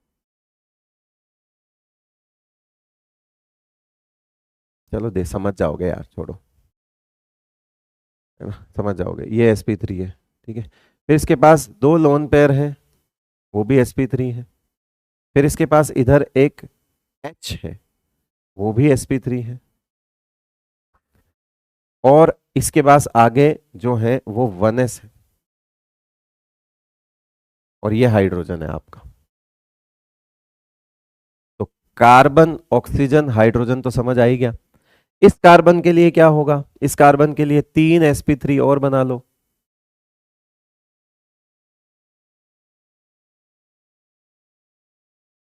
ये मैं जिसके लिए बना रहा हूं बस आपको वही सब करना है ना, ऐसा नहीं बैठ के सबके लिए यही सब करने लग जाओ, साल बीत जाएगा। ये सब सबके लिए नहीं करना होता है। ये मैं इसलिए कर रहा हूं ताकि बारीकियां समझा सकूं, कभी कोई घूमता फिरता सवाल आए, अंदर का कुछ चीज पूछ ले तो समझ में आए कम से कम। यहाँ पे 2 sp3 हाइब्रिड ऑर्बिटल और है, ठीक है, और 2 sp3 हाइब्रिड ऑर्बिटल है, उसमें एक sp3 में ये लोन पे रखा है, दूसरे sp3 में भी ये क्या रखा है? लोन पे रखा है। ये रहा।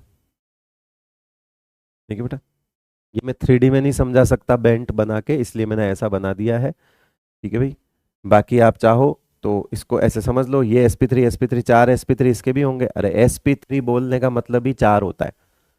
जब भी आप sp3 बोलते हो तो याद रखना 4 डब्बे हैं।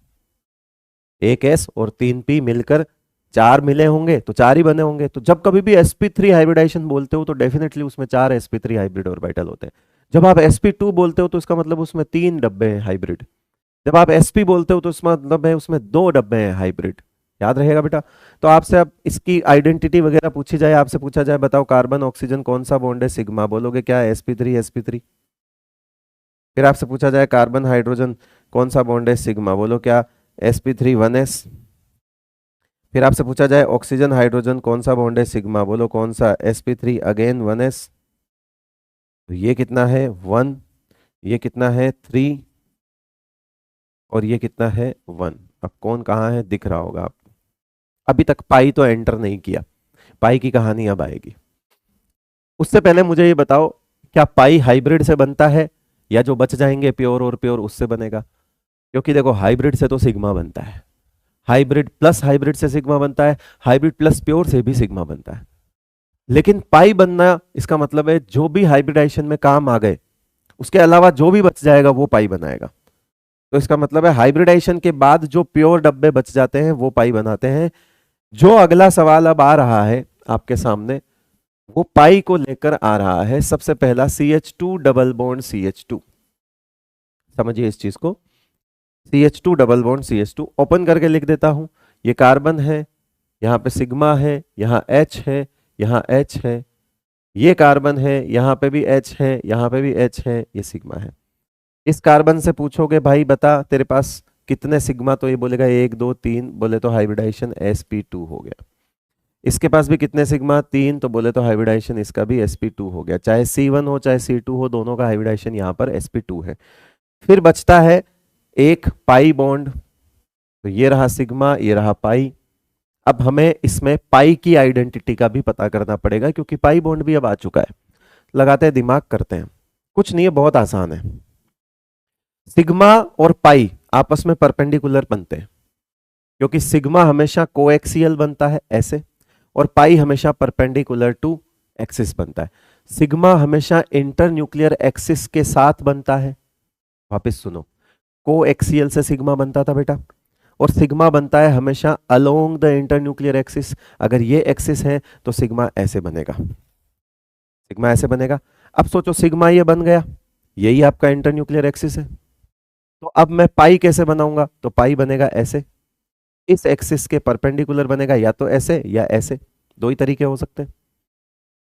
तो मैं डायरेक्ट ये बोल सकता हूं कि सिग्मा जो कि इंटरन्यूक्लियर एक्सिस पर ही था, तो या तो मैं बोल दूं कि पाई जो है वो इंटरन्यूक्लियर एक्सिस के परपेंडिकुलर बनता है, या मैं बोल दूं कि पाई जो है वो सिग्मा के परपेंडिकुलर बनता है। अरे बात तो एक ही है बेटा, वापस समझो, बात तो एक ही है। मैं कह रहा हूं सिग्मा इंटरन्यूक्लियर एक्सिस पे बनता है, ठीक है, और फिर मैं कह रहा हूं कि जो पाई है वो इंटरन्यूक्लियर एक्सिस के परपेंडिकुलर बनता है।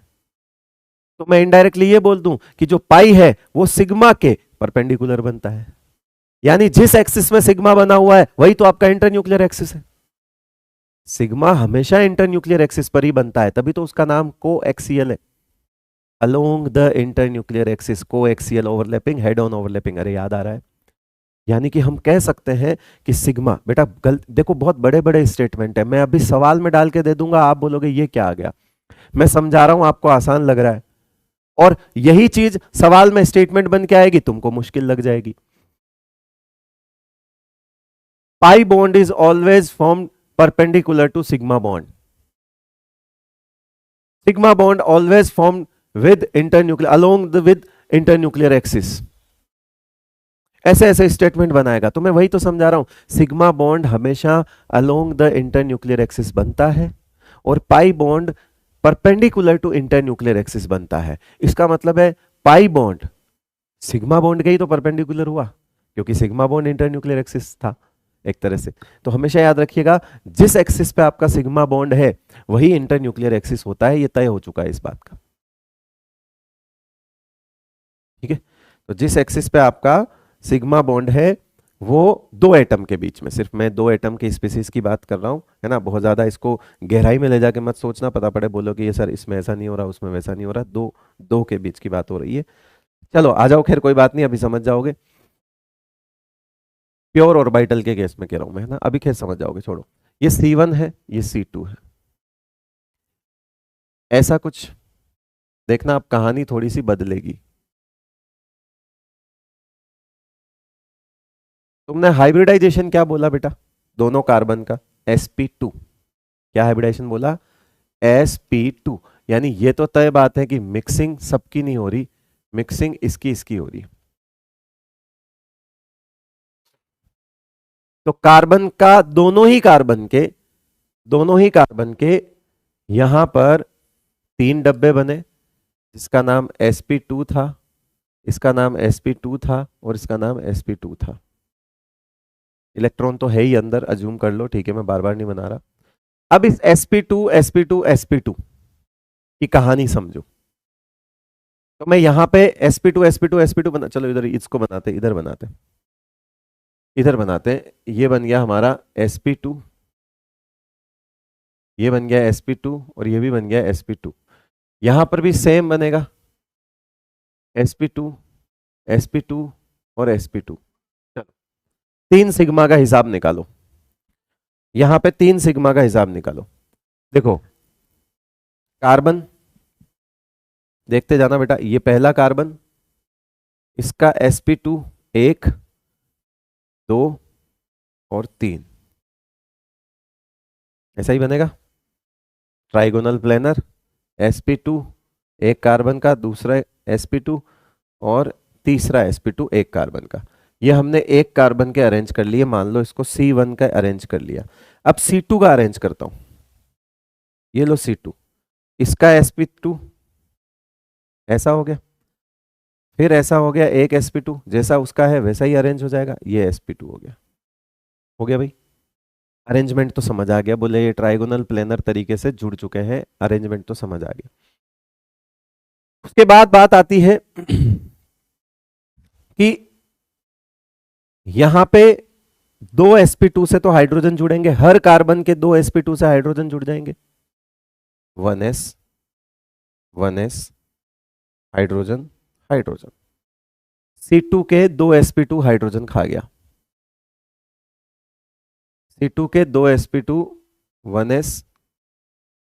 1s hydrogen hydrogen. C2 के 2 sp2 हाइड्रोजन खा गया, C1 के भी खा जाएगा, C1 के भी खा जाएगा, खिला दो फिर, C1 के भी खिला दो। यहां पे 1s खा गया, ये भी खा गया, लो 1s काम आ गए भैया, यहां भी हाइड्रोजन जुड़ गया, यहां भी हाइड्रोजन जुड़ गया। आगे बात समझ में, ऐसा बन गया। अब sp2 ये तो कार्बन कार्बन का बॉन्ड है, ये रहा कार्बन, ये रहा कार्बन, ये आपस में जुड़ गए, ये रहा वो बॉन्ड sp2 3 सिग्मा समझ आए कि नहीं आए, पहले तो ये बताओ।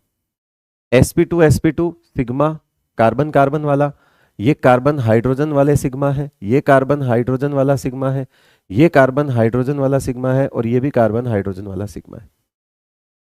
समझ आ गए, carbon hydrogen 1, carbon hydrogen 2, carbon hydrogen 3, carbon hydrogen 4, 1 2 3 4, carbon carbon का सिग्मा, ये रहा sp2 का सिग्मा। तो ये जो नीचे आपको सिग्मा दिख रहा है, ये तो समझ आ गया sp2। अब बचा पाई, जिस एक्सिस पे सिग्मा बना, कुछ भी हो सकता है, वो कोई भी हो सकता है, एक्स हो सकता है, वाई हो सकता है, कोई भी हो सकता है। कुल मिला के न्यूक्लियस जिस भी एक्सिस पे होता है उसके परपेंडिकुलर पाई बनता है, उसके परपेंडिकुलर क्या बनता है बेटा, पाई बनता है, उसके परपेंडिकुलर पाई बनता है। अब मान लो ये प्लेन है, यही प्लेन आपको दिख रहा है ऐसे, इसके परपेंडिकुलर 2 पोजीशन होती है, 1 और 2। वापस सुनो, 1 और 2। अब मान लो मैंने वाली पोजीशन कौन से उठा ली, अब देखो, अच्छा ये भी तो बताना जरूरी है ना, ये तो भूल ही गए, ये खाली बैठा है एक P और एक P, ये तो खाली बैठा है, दोनों के पास एक एक P खाली बैठा है। क्यों, क्योंकि हाइब्रिडाइजेशन में तो 1 2 3 ही गए, ये प्योर रह गया, ये प्योर रह गया, अनहाइब्रिडाइज्ड रह गया। अब अनहाइब्रिडाइज्ड रह गया तो मैं इसको यहां से अलग से मेंशन कर रहा हूं कि ये रहा P ऑर्बिटल और ये रहा P ऑर्बिटल, इससे बनेगा पाई बॉन्ड और नाम होगा P पाई। क्या नाम होगा, P पाई। और 2p पाई। अब ये 2p पाई क्यों लिखा? क्योंकि सेकंड पीरियड का है तो 2p होगा बेटा, तो ये 2p पाई लिख दिया।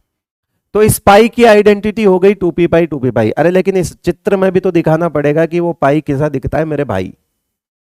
तो चित्र में भी बनाते हैं, तो चित्र में बनाते हैं। देखो ये प्लेन है, इसके परपेंडिकुलर दो प्लेन होते हैं। हम ऐसा कर लेते हैं, वो थोड़ा इजी हो जाएगा समझने। नहीं ये वाला भी इजी नहीं होगा, ऐसे समझ लेते हैं। ये बन गया आपका P1, ये बन गया आपका P दूसरा, यहां से आपका P और P, ये 2p और ये 2p, और ये बॉन्ड बनेगा पाई, और ये होगा 2p पाई। कोलेटरल ओवरलैपिंग हो जाएगी ऐसे। ये CH2 डबल बॉन्ड CH2 ऐसा बन गया। अरे समझ आ गया क्या? दो दो पाई एक साथ देखने के लिए तैयार हो? तो एक ही देखा है अभी तो अब इसमें आपको टोटल समरी पूछे इसकी कि बता भाई किसमें क्या क्या है। तो हमारे पास सिग्मा है, sp2 का एक सिग्मा है जो कि कार्बन कार्बन का बॉन्ड है। हमारे पास सिग्मा है जो कि sp2 1s टाइप के हैं और वो है कार्बन हाइड्रोजन। हमारे पास पाई है जो कि 2p का है ना, और वो है कार्बन कार्बन का पाई, ये सिग्मा। तो कार्बन कार्बन के बीच का जो पाई है वो ये रहा, सिग्मा जो है वो ये रहा, और ये कितने हैं? 4 हैं। ऐसे कितने हैं?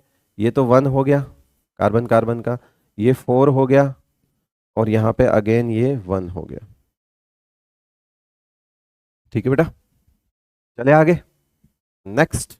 ओके चलते हैं फिर आगे में। हम CH ट्रिपल बॉन्ड CH करेंगे। चलो अगला example, CH triple bond CH। कौन से नंबर का है रे? 7, ये हो गया 8वां CH ट्रिपल बॉन्ड CH। इसको ऐसे बना छोटू, देख ये ये ये ये तो है गो सिग्मा। यहाँ को क्या हो गया? इसका सिग्मा हो गया। ये तो बन गया सिग्मा, ये सिग्मा, ये सिग्मा। अब इसमें बनेंगे 2 पाई, 1 पाई 2 पाई, ये भी पाई ये भी पाई। अब ये कहानी अपन उधेड़ के सीखेंगे। चलो उधेड़ते आ जाओ।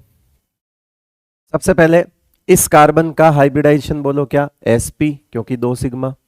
इसका भी क्या होगा? बोलो sp, क्योंकि 2 सिग्मा, 1 सिग्मा 2 सिग्मा, sp हो गया। पाई को काउंट करते नहीं है, काम खत्म, लोन पेयर यहां है नहीं। तो इसका मतलब हुआ कि कार्बन 1 कार्बन 2 ऐसे समझ लो, एक ऐसा कुछ है। ये तो चले गए हाइब्रिडाइजेशन में sp sp, ठीक है। sp sp 2 बच गए, ये sp sp sp sp sp, और ये यहाँ पे अलग से pp बच गया, ये p बच गया, ये यहाँ बच गया। मैं डायरेक्ट यहाँ पे बाद में सिखा दूंगा। तो चलो हर एक कार्बन के पास 2 sp ऑर्बिटल है। तो एक कार्बन बना दिया मैंने यहां, इसका sp ऑर्बिटल ये बना दिया थोड़ा लंबा, sp बना दिया, ठीक है।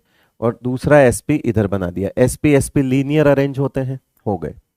sp sp कैसे अरेंज होते हैं? लीनियर अरेंज होते हैं, हो गए।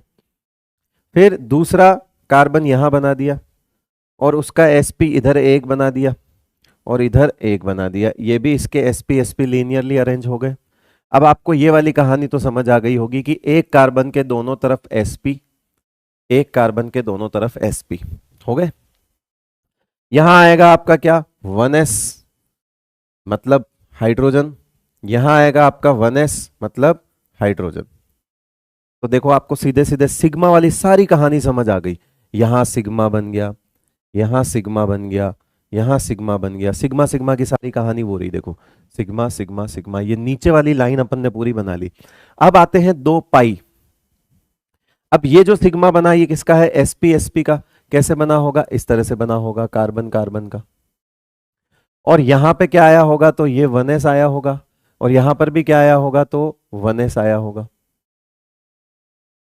Hydrogen hydrogen. तो सारे इन्वॉल्वमेंट दिखा दिए। अब हर कार्बन के पास दो दो पी खाली पड़े हैं। ये रहा एक पी, ये रहा एक पी, ये रहा एक पी, ये रहा दोनों। एक इससे जुड़ेगा तो पाई बनेगा और दूसरा पाई भी इसी से बनेगा। आपको दो पाई दिख रहे हैं, एक पाई दो पाई। वो दो पाई कहां से बनेंगे? बचे हुए प्योर पी ऑर्बिटल से। दोनों के पास दो दो पी बच रहे हैं बेटा, देखा है ना। इसके पास दो पी बच रहे हैं, इसके पास भी दो पी बच रहे हैं, इधर इधर लगा दो। अब ये रहा हमारा सिग्मा। इसके परपेंडिकुलर दो बॉन्ड बनाने हैं क्योंकि दो पाई है। अब दो पाई है तो दो परपेंडिकुलर पोजीशन चाहिए। दो परपेंडिकुलर पोजीशन चाहिए तो एक पोजीशन सामने की तरफ हो गई, एक खड़ी हो गई। तो ऐसे बना लो कि एक को तो ऐसे बना लो, ये बना लिया हमने इस तरह से, ऐसे बन गया। एक परपेंडिकुलर तो सीधा सीधा बना दिया, दूसरा परपेंडिकुलर ऐसे बना लो,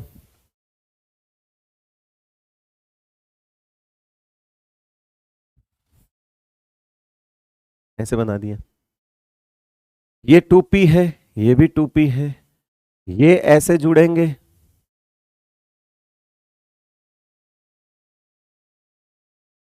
दिख रहा है, एक ऐसे। और ये क्या है? ये भी 2p है और ये भी 2p है, ये जुड़ेंगे ऐसे, दिख रहे हैं। तो ये बनेगा 2p पाई 2p पाई, और ये भी बनेगा आपका 2p पाई 2p पाई।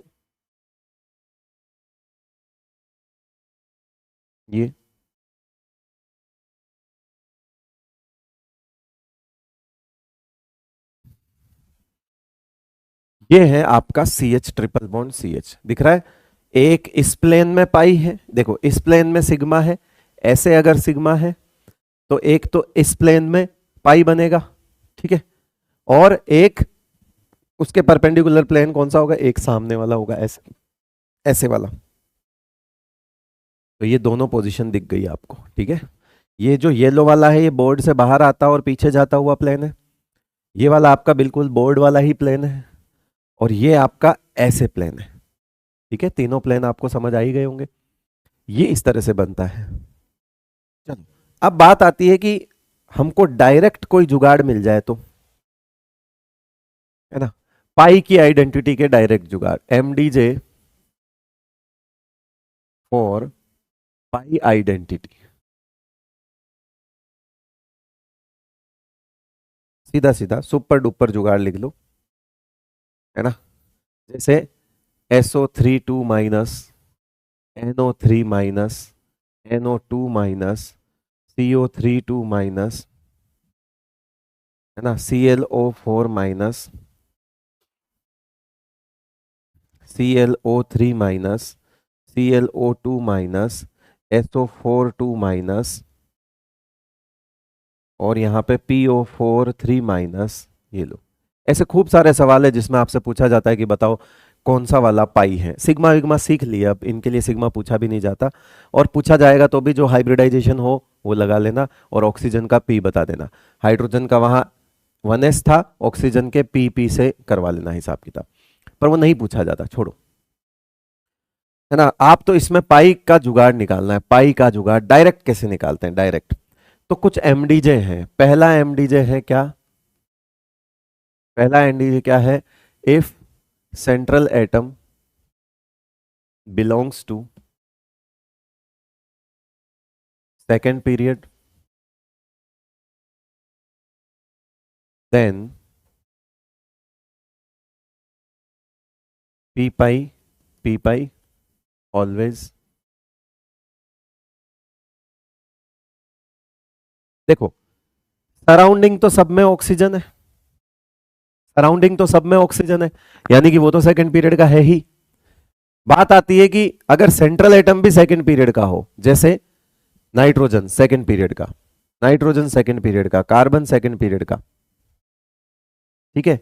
तो इस केस में हमेशा जो भी पाई होगा ना वो पी पाई होगा, क्योंकि सेकंड वालों के पास 2D तो हो नहीं सकता, इसीलिए डी पाई नाम की कोई चीज या डी पाई पी पाई नाम की कोई भी चीज नहीं हो सकती,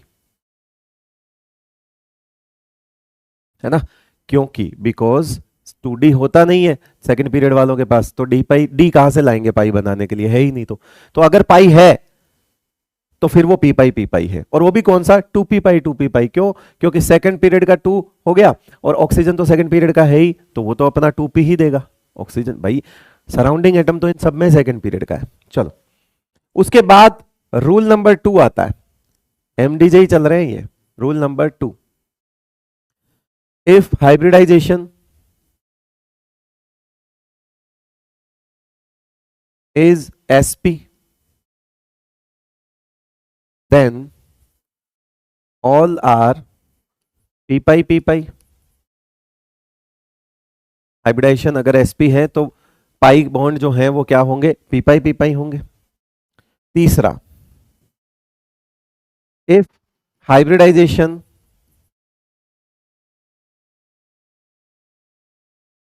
is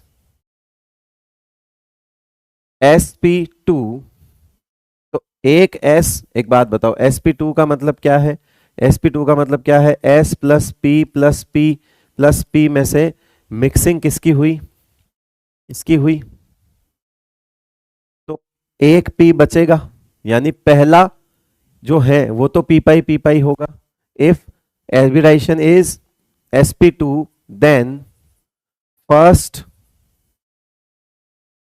या one is p pi, rest are p pi d pi p पाई।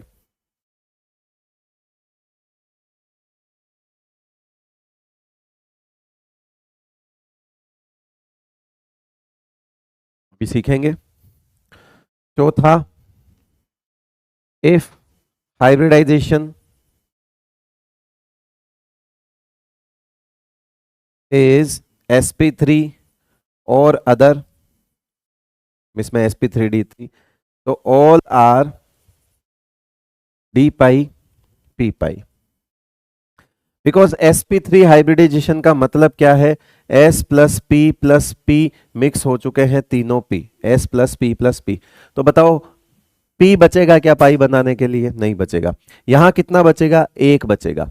तो अगर एक ही पाई है, किसी का हाइब्रिडाइजेशन sp2 है और एक ही पाई है, तो वो p पाई है। एक से ज्यादा है तो फिर ये d यूज करेगा, क्योंकि ये जो हम रूल पढ़ रहे हैं ये अलग है।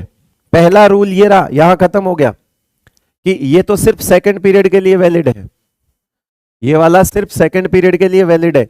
वो और सस्ता वाला एमडीजे है और भयंकर वाला एमडीजे है वो, कि सेकंड पीरियड देखते ही आंसर करने वाला। लेकिन अगर आपको डाउट है, अब जैसे ये थर्ड पीरियड है, ये थर्ड पीरियड है, ये थर्ड पीरियड है, थर्ड पीरियड, अब थर्ड पीरियड वालों में पी भी हो सकता है, डी भी हो सकता है। It depends on hybridization. Third period वालों में पी भी हो सकता है, डी भी हो सकता है, डिपेंड करेगा किस पे, हाइब्रिडाइजेशन पे। तो जैसे ये रहा हमारे पास सवाल, है ना, ये रहा सवाल, एमडीजे नंबर 1 लगाओ, इसमें एमडीजे नंबर 1 लगाओ, नाइट्रोजन ऑक्सीजन, है ना। अच्छा, ये किसी को डाउट है क्या कि इसमें कितने पाई होंगे और कितने सिग्मा होंगे, ये तो मैं पहले सिखा चुका हूं तुमको, ये तो मैं सब पहले सिखा चुका हूं। इनके स्ट्रक्चर याद कर लो, ये नाइट्रेट है ना, ये डबल बॉन्ड O, ये O और ये कोऑर्डिनेट बॉन्ड O, ऐसा था। कितना पाई है, एक पाई है। वो पाई कौन सा होगा, 2p पाई, या डायरेक्ट आप p पाई भी लिखोगे तब भी चलेगा, p पाई। क्यों, क्योंकि सेकंड पीरियड का है, नाइट्रोजन ऑक्सीजन दोनों सेकंड पीरियड के हैं, तो जो भी पाई बनेगा वो p पाई बनेगा। ये कार्बन है, ये देखो कार्बन है, कार्बन सेकंड पीरियड का है, ये ऑक्सीजन, ये ऑक्सीजन, ये ऑक्सीजन। स्ट्रक्चर बार बार बना रहा हूं, पहले बता चुका हूं कैसे बनाते हैं इन ऑक्सो एनायंस के स्ट्रक्चर, जितने ऑक्सीजन जितने माइनस उतने सिंगल बॉन्ड ऑक्सीजन, बाकी डबल। अब डबल वाले का मतलब एक पाई हो गया बेटा, एक सिग्मा एक पाई हो गया, तो वो जो पाई होगा वो p पाई ही होगा। ये पहला रूल कह रहा है कि अगर सेंट्रल एटम ही सेकंड पीरियड का है तो p पाई ठोक दो, इनमें ठोक दिया। आ जाओ, फिर अगर आप इसका हाइब्रिडाइजेशन देखते हो तो इसका sp3 आएगा, इसका भी sp3 आएगा, और इसका भी sp3 आएगा, इसका भी sp3 आएगा, इसका भी sp3 आएगा, ठीक है, और इसका भी आपका sp3 ही आएगा। क्यों, क्योंकि ये आपका ab3l1 आएगा, करके देख लो, ये आपका ab4l0 आएगा, ab3l1 आएगा, ab2l2 आएगा, करके देख लेना, है ना, और ये आपका ab4 ये दोनों ही Ab4L0 आएंगे। अब जब हाइब्रिडाइजेशन sp3 आ गया तो p तो है नहीं ना। हाइब्रिडाइजेशन sp3 का मतलब क्या है, जितने p हैं सब हाइब्रिडाइजेशन में चले गए, और p जितने हैं वो सब हाइब्रिडाइजेशन में चले गए। इसका मतलब है वो तो अब बचे नहीं है, वो तो प्योर नहीं है, और पाई जो है वो हमारा प्योर से बनता है। तो इसका मतलब है जब भी hybridisation sp3 sp3 sp3 sp3 sp3 लिखोगे तो डेफिनेटली जो भी पाई होगा वो डी पाई पी पाई होगा। तो इन सब के अंदर एक साथ लिख सकते हो डी पाई पी पाई। अब कितने हैं वो स्ट्रक्चर से डिसाइड करो, कितने हैं वो स्ट्रक्चर से डिसाइड करो। ठीक है, इन सब में डी पाई पी पाई होगा। अब कितने हैं, तो इसमें एक है, इसमें इसमें भी एक है, इसमें भी एक है, इसमें दो है, और इसमें एक है। तो जितने हैं वो सब वैसे होंगे। ये देखो इसमें एक ClO4 माइनस बना सकते हो, एक है। अरे भाई ये ClO4 माइनस है तो Cl हो गया, है ना, एक नेगेटिव, एक डबल बॉन्ड, सॉरी मैंने गलत बना लिया, जो उल्टा बोल दिया मैंने। इसमें तीन है, इसका हाइब्रिडाइजेशन तीन है, मैंने गलत बोल दिया, वापस देख लो, समझ, है ना, जल्दबाजी में एक बोल दिया। एक तो सिग्मा, एक पाई, दो पाई, तीन पाई, तीनों के तीनों जो है वो डी पाई पी पाई होंगे। क्यों? क्योंकि हाइब्रिडाइजेशन sp3 है, तो क्लोरीन के पास p तो खत्म हो गए, हाइब्रिड और उसमें क्लोरीन के पास p तो खत्म हो गए। अब क्लोरीन थर्ड पीरियड का है तो d भी होते हैं, तो वो सारे पाई कहां से बनाएगा, डी पाई पी पाई से बनाएगा। इसी तरह से ये ClO3 माइनस है, ये बनाओगे तो ये ऐसा बनेगा,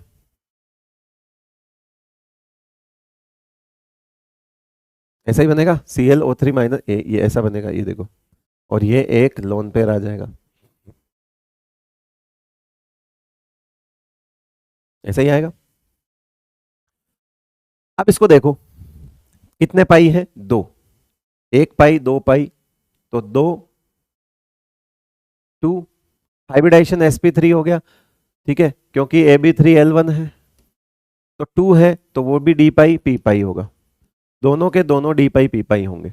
क्यों? क्योंकि हाइब्रिडाइजेशन sp3 है, और फिर अगर कोई पाई है तो वो डी पाई पी पाई होगा। इसी तरह से आप ये भी कर लेना, है ना, होमवर्क कर लेना, ये होमवर्क है। होमवर्क कौन कौन से हैं, ClO2 माइनस कर लेना, NO2 माइनस कर लेना, SO4 2 माइनस कर लेना, है ना, इनकी स्ट्रक्चर बनाना तो तुमको आता ही है, और SO3 2 माइनस भी कर लेना, और क्या करोगे, XeO3 भी कर लेना, और XeO4 भी कर लेना। मैं हाइब्रिडाइजेशन फिर भी लिख देता हूँ, ये sp3 है, ये भी sp3 है, ठीक है, ये भी sp3 है। तो डेफिनेटली जब sp3 लिख दिया, ये सेकंड पीरियड गए हैं दोनों, तो पी पाई होगा। ठीक है, NO2 में भी पी पाई होगा, होमवर्क कर लेना, ये भी NO2 भी कर लेना, वो भी पी पाई होगा, कर लोगे। चलो NO2 रहने दो, कोई बात नहीं, मैंने करवा ही दिया वैसे भी। तो इस तरह से आपके सारी पी पाई की कहानी खत्म हुई। आ जाओ इसको थोड़ा दो एग्जाम्पल से और समझते हैं। मान लो मैंने यहाँ SO3 ले लिया, अब SO3 में जब भी, अब कोई माइनस नहीं है तो इसका मतलब है तीनों ऑक्सीजन डबल बॉन्डेड है, ये लो। अब सल्फर जो है उसका हाइब्रिडाइजेशन क्या है, तो ये Ab3L0 है, हाइब्रिडाइजेशन क्या आया बेटा, sp2। जब हाइब्रिडाइजेशन sp2 होता है, जब हाइब्रिडाइजेशन sp2 होता है तो वन पी पाई होता है, और रेस्ट आर डी पाई पी पाई MDJ, यही पता है हमको। तो इसका हाइब्रिडाइजेशन सल्फर का Ab3L0 बोले तो sp2 आया, तो इसमें एक दो तीन पाई है। अब इसमें एक दो तीन पाई है, टोटल पाई कितने हैं, तीन है। इसमें टोटल पाई कितने हैं, टोटल पाई तीन है। ठीक है, उसमें से पी पाई कितने होंगे, एक, और उसमें से डी पाई पी पाई कितने होंगे, दो, क्योंकि हमको पता है कि पहला पी पाई, एक तो पी पाई बन जाएगा, क्योंकि एक पी तो पड़ा है इसके पास। क्यों पड़ा है, क्योंकि तुमने S प्लस पी को ही मिक्स किया है। अभी एक पी जो है वो प्योर पड़ा है, एक पी जो है आपके पास प्योर पड़ा है वो यूज कर सकता है, और बाकी के डी है तो वो डी यूज कर लेगा आगे वाले, अगर उसे जरूरत पड़ेगी तो ये आसान सी चीजें हैं। देखो SO2 के लिए भी सोच सकते हो ऐसी चीज आप। SO2 SO2 कैसा होगा, double bond O double bond O, और ये वाला। अब 2 सिग्मा 1 लोन पेयर यानी कि Ab2L1 हुआ, इसका भी हाइब्रिडाइजेशन sp2 हो गया। अब सल्फर के पास 3 हाइब्रिड ऑर्बिटल है sp2 sp2 sp2, जिसमें से 2 तो सिग्मा बना रहे हैं और एक के पास लोन पेयर रखा है, ये हो गया तीनों का हिसाब किताब। अब आती है 2 पाई वाली बात। sp2 का मतलब ही यही है कि 1 p pi p pi, rest r d pi p पाई। अब इसमें है कितने टोटल, 2 पाई, तो एक हो जाएगा 1 is p pi and 1 is d pi p पाई। तो ऐसे बहुत सारे सवाल आपसे पूछे जा सकते हैं कि ऐसा बताओ जिसमें p पाई और d पाई दोनों हो, p पाई या d पाई p पाई दोनों तरह के बॉन्ड हो, ऐसे सवाल आपसे पूछे जा सकते हैं। देखो बहुत आसान है, इसमें घुसने की कोशिश मत करो, MDJ लगाओ। मैं आपको फिर कह रहा हूं, आप सिर्फ हाइब्रिडाइजेशन देखो और आंसर करो। पता होना चाहिए कि उसमें पाई है कितने, पता होना चाहिए कि पाई है कितने। तो जब कभी भी किसी स्ट्रक्चर में कोई माइनस नहीं है, इसका मतलब है सारे ऑक्सीजन डबल बॉन्डेड हैं। तो ये हो गया, ये हो गया, ये हो गया, ये लोन पेयर हो गया। ये जैसे ये रहा तो 1 double bond, 2 double bond, 3 double bond, 4 double bond, आपको बस नंबर आपको दिख ही जाएंगे। ClO2 का मतलब हो गया ये डबल बॉन्ड O और ये सिंगल बॉन्ड O और यहाँ पे 2 लोन पेयर, ये ClO2 माइनस हो गया। NO2 माइनस का मतलब हो गया ये लोन पेयर, ये सिंगल बॉन्ड O, ये double bond O। SO42 minus का मतलब हो गया ये 2 डबल बॉन्ड और 2 सिंगल बॉन्ड। ठीक है, ऐसे आप SO32 माइनस भी बना सकते हो। होमवर्क करना है आपको, इनके अंदर क्या लिख के लाना है, SO32 माइनस की ये ऐसा बन गया SO32 माइनस, तो ये डबल, ये 2 माइनस है तो एक यहाँ ऐसे आ जाएगा। ठीक है, ऐसे बन गया ये SO32 माइनस। PO43 माइनस बना देता हूं मैं, है ना, PO43 माइनस यहाँ पे बना, PO43 माइनस बना देता हूँ। किसमें कितने होंगे ये आपको स्ट्रक्चर देख के पता लग ही जाएगा, हाइब्रिडाइजेशन देख के पता लग ही जाएगा। PO43 माइनस भी बना देता हूँ, यहाँ PO43 माइनस भी कर लेना, हाइब्रिडाइजेशन इसका भी sp3 है, इसकी भी स्ट्रक्चर बना लेता हूँ ताकि आपको आसानी हो जाए। ये लो, हालांकि पहले सिखा दिया मैंने स्ट्रक्चर बनाना इन सब की, है ना। PO43 माइनस यानी कि ये single single single double bond, तो एक ही है, और हाइब्रिडाइजेशन sp है तो वो भी d पाई p पाई होगा। तो आपको कुछ ज्यादा दिमाग लगाना नहीं है, पाई आपको कितने हैं ये पता चल जाएगा स्ट्रक्चर से। स्ट्रक्चर आपको मैंने इनको बहुत पहले ही सिखा दिया था, फॉर्मल चार्ज में ही बनाना सिखा दिया था, बात खत्म हो गई। फिर अब पाई का टाइप कौन सा है, इसके लिए आज मैंने जुगाड़ बता दिया, sp है, sp2 है, sp3 है, अकॉर्डिंग टू आंसर करो। अरे जब आप sp3 बोल रहे हो तो आप ये सोचो कि s और 3 p तो गए वैलेंस शेल में से, अब जब p सारे चले गए तो बचे हुए जो भी सेंट्रल एटम के d हैं थर्ड पीरियड का, वही बनाएगा फिर थर्ड पीरियड वाला, तो d से बना लेगा आपको। अब आप बहुत ज्यादा रिसर्च करोगे इन सवालों में तो आप फंसोगे, और अगर आप MDJ से काम चलाओगे तो आप कभी नहीं फंसोगे। ये पता नहीं, मैं आपको फिर बोल रहा हूं, मेरे को इतने साल हो गए, इतने साल, ये इस तरह से देखना होता है, डायरेक्ट आंसर आ जाता है। अगर दोनों एटम ही सेकंड पीरियड के हैं, ऑक्सीजन तो सेकंड का है ही, लेकिन बीच वाला भी आपको सेकंड मिले, जैसे नाइट्रोजन है, कार्बन है, डेफिनेटली आपको कुछ करना ही नहीं है, फिर तो डी लाएगा कौन, किसी के पास डी नहीं है तो डी पाई पी पाई बन ही नहीं सकता। तो वो जो पाई अगर बनता है स्ट्रक्चर में, पाई होना भी जरूरी है, पाई अगर है तो फिर वो पी पाई है। अब उसके बाद सर थर्ड पीरियड के हैं तो सोचना पड़ेगा डी के बारे में, तो सोचो, उसके लिए फिर नीचे ये रहे ऑप्शन कि sp हाइब्रिडाइजेशन आ गया तो सोचो वो तो पी पाई है सारा, है ना, क्योंकि इसके बाद कितने पी बचेंगे, 2 पी बचेंगे, और पाई मैक्सिमम कितने बन सकते हैं, 2 ही बन सकते हैं, तो इसका मतलब है जो भी 2 बनेंगे वो पी पाई तो होंगे एटम। उसके बाद sp2, उसके बाद sp3, या कोई एनी अदर हाइब्रिडाइजेशन, तो इसका मतलब है ऐसा ही होने वाला है। क्लियर है भाई? चलो, तो अब गलती नहीं होनी चाहिए, ठीक है, याद रख लेना। ये वाला सवाल करके देखो, देखे, which of the following has p pi d pi. अब ये पी को और डी को इधर उधर लिख सकते हो, ऐसी कोई दिक्कत वाली बात नहीं है।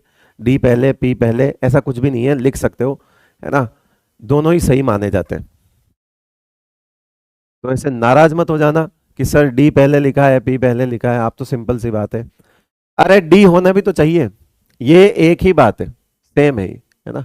आप इसको डी पाई पी पाई लिख लो, दोनों सेम ही है, सेम बात है। नाइट्रोजन ऑक्सीजन डी नहीं ला सकते, बोरोन ऑक्सीजन डी, इसमें तो है ही नहीं पाई बॉन्ड पहली चीज। क्यों? क्योंकि 3 ऑक्सीजन है 3 माइनस है, तो तीनों ही सिंगल बॉन्डेड हुआ, तो इसमें तो ऑक्सीजन ही नहीं है। ये देखो, इसमें सॉरी ऑक्सीजन है, बट इसमें तीनों ही सिंगल सिंगल बॉन्ड है, तो इसमें तो पाई बॉन्ड ही नहीं है, तो ये तो वैसे ही रेस से बाहर हो गया, इसमें पाई बॉन्ड ही नहीं है, 3 माइनस है, ठीक है। ये देखो कार्बन ऑक्सीजन, कोई डी नहीं ला सकता, इसमें डी नहीं हो सकता, इसमें डी नहीं हो सकता, इसमें डी नहीं हो सकता, बचा एक ही फिर, SO3 2 माइनस, और SO3 2 माइनस में डी पाई पी पाई बॉन्डिंग होगी, ठीक है। क्यों? क्योंकि इसका हाइब्रिडाइजेशन ही sp3 आएगा, sp3 आते ही डी पाई पी पाई होती है सारी, फिर हो गया, फिर आंसर हो गया बी। आसान है, ऐसे सवाल आते हैं किसमें कौन सी बॉन्डिंग है, क्या है क्या नहीं है, वो सब आता है। अब बढ़ते हैं हम आगे हमारे बॉन्ड स्ट्रेंथ की तरफ। देखो ये एक्सपेरिमेंटल है, डेटा बेस्ड होता है, बट हम कोशिश करते हैं कि कुछ इंपॉर्टेंट क्वेश्चंस हम इसके थ्रू कर लें, इन कुछ 4-5 रूल्स के थ्रू करने की कोशिश करेंगे, है ना। होता तो ये डेटा बेस्ड है, लेकिन फिर भी कुछ फैक्टर्स हैं, ओवरलैपिंग अगर हमको दे दी जाए, है ना, ओवरलैपिंग पर बेस्ड स्ट्रेंथ पूछ ली जाए तो कैसे क्या करना है, जैसे इसमें कुछ रूल्स दिख रहे हैं। तो सबसे पहले बात आती है bond strength is inversely proportional to the size और शेल नंबर। और शेल नंबर का मतलब होता है principal quantum number. Shell number का मतलब क्या होता है बेटा? Principal quantum number. यहां PQN से मतलब है मेरा प्रिंसिपल क्वांटम नंबर, ठीक है। तो प्रिंसिपल क्वांटम नंबर से देखेंगे तो बॉन्ड स्ट्रेंथ को सबसे पहले तो जो प्रायोरिटी है ना वो साइज की होती है, साइज बहुत बड़ा फैक्टर होता है, तो सबसे पहले साइज ही देखना है। जैसे मैंने यहां 1s का बॉन्ड लिख दिया और फिर मैं यहां 2s का बॉन्ड लिख रहा हूं, तो बताओ सबसे स्ट्रॉन्ग कौन सा बॉन्ड होगा? 1s वाला होगा। फिर यहां पे मैं 3s लिख रहा हूं तो वो और वीक होगा, क्योंकि प्रिंसिपल क्वांटम नंबर चेंज होता जा रहा है। यहां पे PQN 1 है, यहाँ N1 है, यहाँ N2 है और यहाँ N3 है, तो साइज यहाँ पे साइज बढ़ रही है तो स्ट्रेंथ घटेगी। पहले तो हमेशा ऐसे देखा जाता है कि जब कभी भी आपको साइज छोटी नजर आ रही है ना, तो आप उसको तो स्ट्रॉन्ग कर दो कि यार साइज सबसे बड़ा फैक्टर है। अब बात आती है कि नीचे आ गए हम कि साइज अगर सेम हो, है ना, साइज अगर सेम हो तो फिर क्या करना है? तो जैसे मैंने यहां पे उदाहरण ले लिया, ये 2s 2p और 2p लो, 1 2 2 2 2 2 साइज सेम, 2 2 2 2 2 2 साइज सेम। अब मुझे बताओ कि यहां पर स्ट्रेंथ किसकी ज्यादा है? पीपी वाले की मैक्सिमम है। रीजन है कि जब भी ऐसा हो साइज सेम हो तो जो बॉन्ड की स्ट्रेंथ होती है वो directly proportional to directional nature होती है। और आपको अच्छे से पता है कि डायरेक्शनल नेचर किसके पास ज्यादा होता है? एस के पास या पी के पास? तो आंसर है पी के पास डायरेक्शनल नेचर ज्यादा था। एस तो एंगल की दुकान थी, एस के पास कौन सा नेचर था? Angular nature. एस की जो यूएसपी है, एस की जो खासियत है वो है उसके एंगल्स, पी की जो खासियत है वो है उसकी डायरेक्शन। पी की खासियत क्या है? वो उसकी डायरेक्शन। तो एस और पी में डायरेक्शनल नेचर पी का ज्यादा होता है। तो जब साइज सेम हो जाएगी तो पहले तो हम साइज से आंसर करेंगे, साइज सेम हो जाएगी तो हम नीचे आएंगे, हम देखेंगे कि जिसका डायरेक्शनल नेचर है उसमें ज्यादा होगा। और ये वाला वैलिड है किसके लिए? In case of sigma bond. और सिग्मा बॉन्ड का मतलब को एक्सियल ओवरलैपिंग। सिग्मा बॉन्ड कब होता है? जब कोएक्सियल ओवरलैपिंग बनता है, तो हम डायरेक्शनल नेचर से आंसर करते हैं। यहां आ गया in case of pi bond, size same वाला है, लेकिन अब हम पाई के बारे में बात करेंगे, यानी कि कोलेटरल ओवरलैपिंग के बारे में बात करेंगे। और कोलेटरल ओवरलैपिंग जो होती है, उसके अंदर जो बॉन्ड स्ट्रेंथ होती है वो डायरेक्टली प्रोपोर्शनल होती है एक्सटेंट ऑफ ओवरलैपिंग एरिया।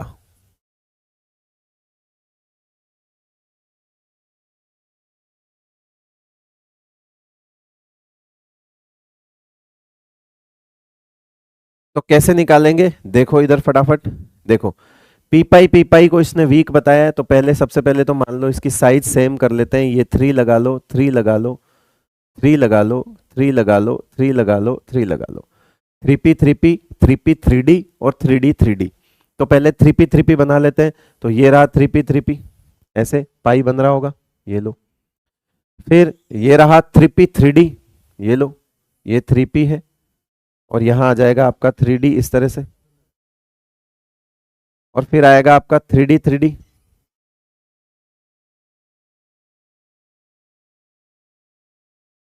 ऐसे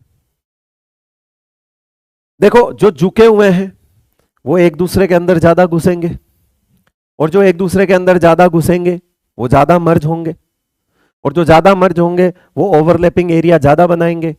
ये दोनों खड़े हैं तो मर्जिंग एरिया मिनिमम आएगा। इसमें एक खड़ा है लेकिन एक झुका हुआ है, तो थोड़ा सा उसकी तुलना में मर्जिंग एरिया ज्यादा आएगा। अब ये तो हो गई पी पाई, ये हो गया पी पाई डी पाई, और ये हो गया डी पाई, और यहां पे दोनों ही मर्ज हैं। अब दोनों ही झुके हुए हैं, सॉरी दोनों मर्ज नहीं, दोनों ही बेंट हैं, तो ज्यादा मर्जिंग एरिया डेवलप करेंगे। अरे भाई, अगर एक दूसरे की तरफ झुके हुए हैं और पास आ रहे हैं तो पहले ही टकरा जाएंगे ना, तो ये पहले ही टकरा जाएगा। फील आ रहा है? ये पहले ही टकरा जाएगा तो मर्जिंग एरिया ज्यादा डेवलप करेगा। एक्सटेंट का मतलब बेसिकली मात्रा, क्वांटिटी के लिए जो एक्सटेंट है वो यूज किया जाता है, ऐसा है। फिर दूसरा पॉइंट जो है वो बहुत ही इंपॉर्टेंट पॉइंट है, और वो है lone pair repulsion can show exception only in second period elements, और उसमें भी and in case of single bonded.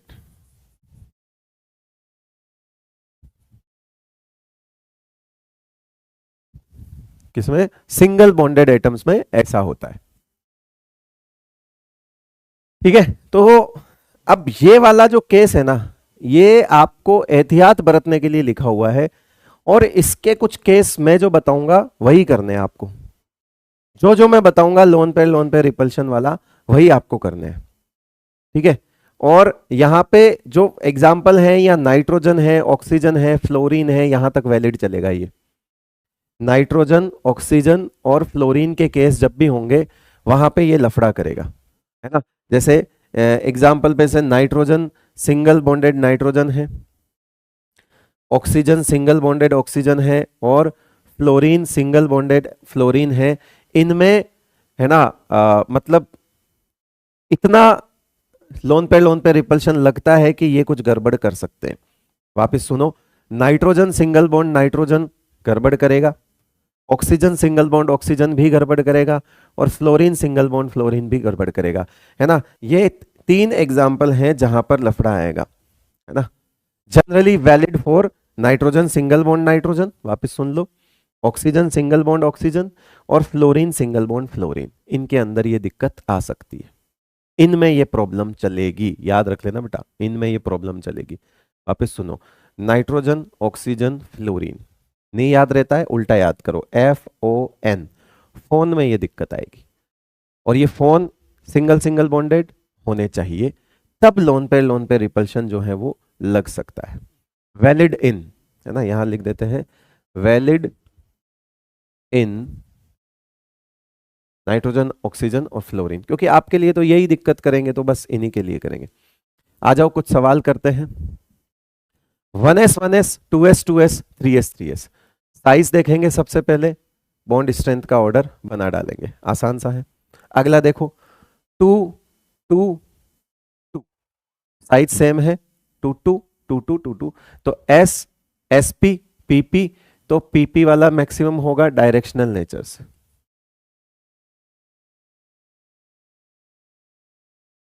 Next है 1 2 1 2, आप इस सुनो, 1s 2s 1s 2p। Sir किस साइज कैसे कंपेयर करें? अरे तो जैसे 22 22 का साइज कंपेयर किया ना, 22 22, वैसे ये भी 12 12 है। 12 12 का मतलब है यहां पर भी साइज सेम है। कंपेयर 1 का 2 से कंपैरिजन नहीं है, इस पूरे बॉन्ड का इस बॉन्ड से कंपैरिजन है।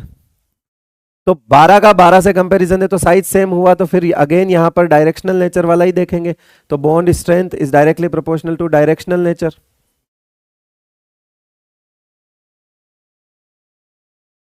और इस हिसाब से ये वाला ज्यादा हो जाएगा। अब वो याद करो, याद करो कार्बन का जो हमने बिना हाइब्रिडाइजेशन वाला केस देखा था, मैंने याद दिलाया था, मैंने कहा मैं वापस ये चीज करके दिखाऊंगा आपको।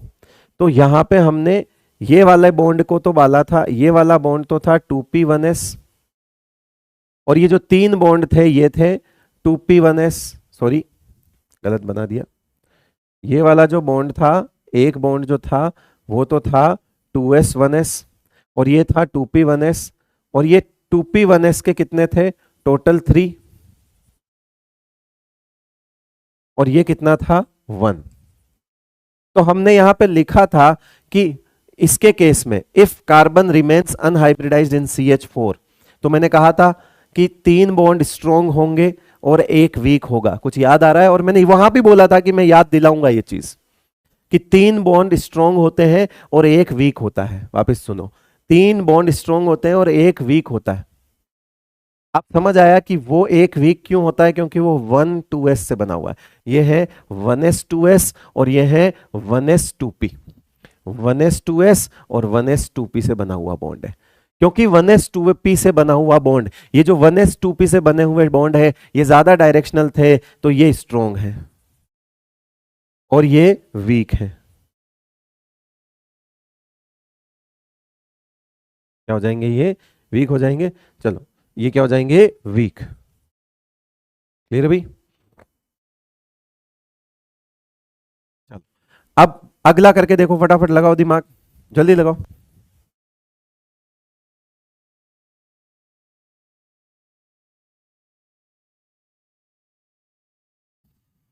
याद आया ये?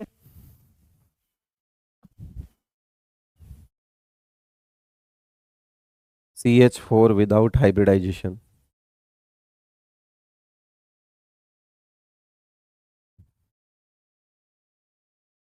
केस याद आ जाएगा कहां करवाया था। अब ये कह रहा है P और P कोएक्सियल बोले तो सिग्मा, P और P कोलेटरल बोले तो पाई। अरे सिग्मा पाई में तो सिग्मा ही स्ट्रांग होता है, हमको पता है। अब यहां से आ गया लोन पे रिपल्शन, लोन पे रिपल्शन, और ये लोन पे रिपल्शन। इनमें तीनों में ही लोन पे रिपल्शन है। लोन पेयर रिपल्शन, ये रहे वो FON, मतलब ये गड़बड़ तो करेंगे। ये जितनी इनकी स्ट्रेंथ होनी चाहिए उससे कम आती है ड्यू टू रिपल्शन। लोन पे रिपल्शन की वजह से झगड़ा ज्यादा होता है। तो आप बॉन्ड तोड़ने जाते हो तो आप साइज के अकॉर्डिंग तो चाहते हो कि यार ये वीक, ये स्ट्रोंग होगा, साइज के अकॉर्डिंग तो ये स्ट्रोंग होना चाहिए, लेकिन ये वीक रह जाता है। रीजन है लोन पे रिपल्शन। साइज के अकॉर्डिंग ये भी स्ट्रोंग होना चाहिए, सल्फर सल्फर से, ये वीक रह जाता है।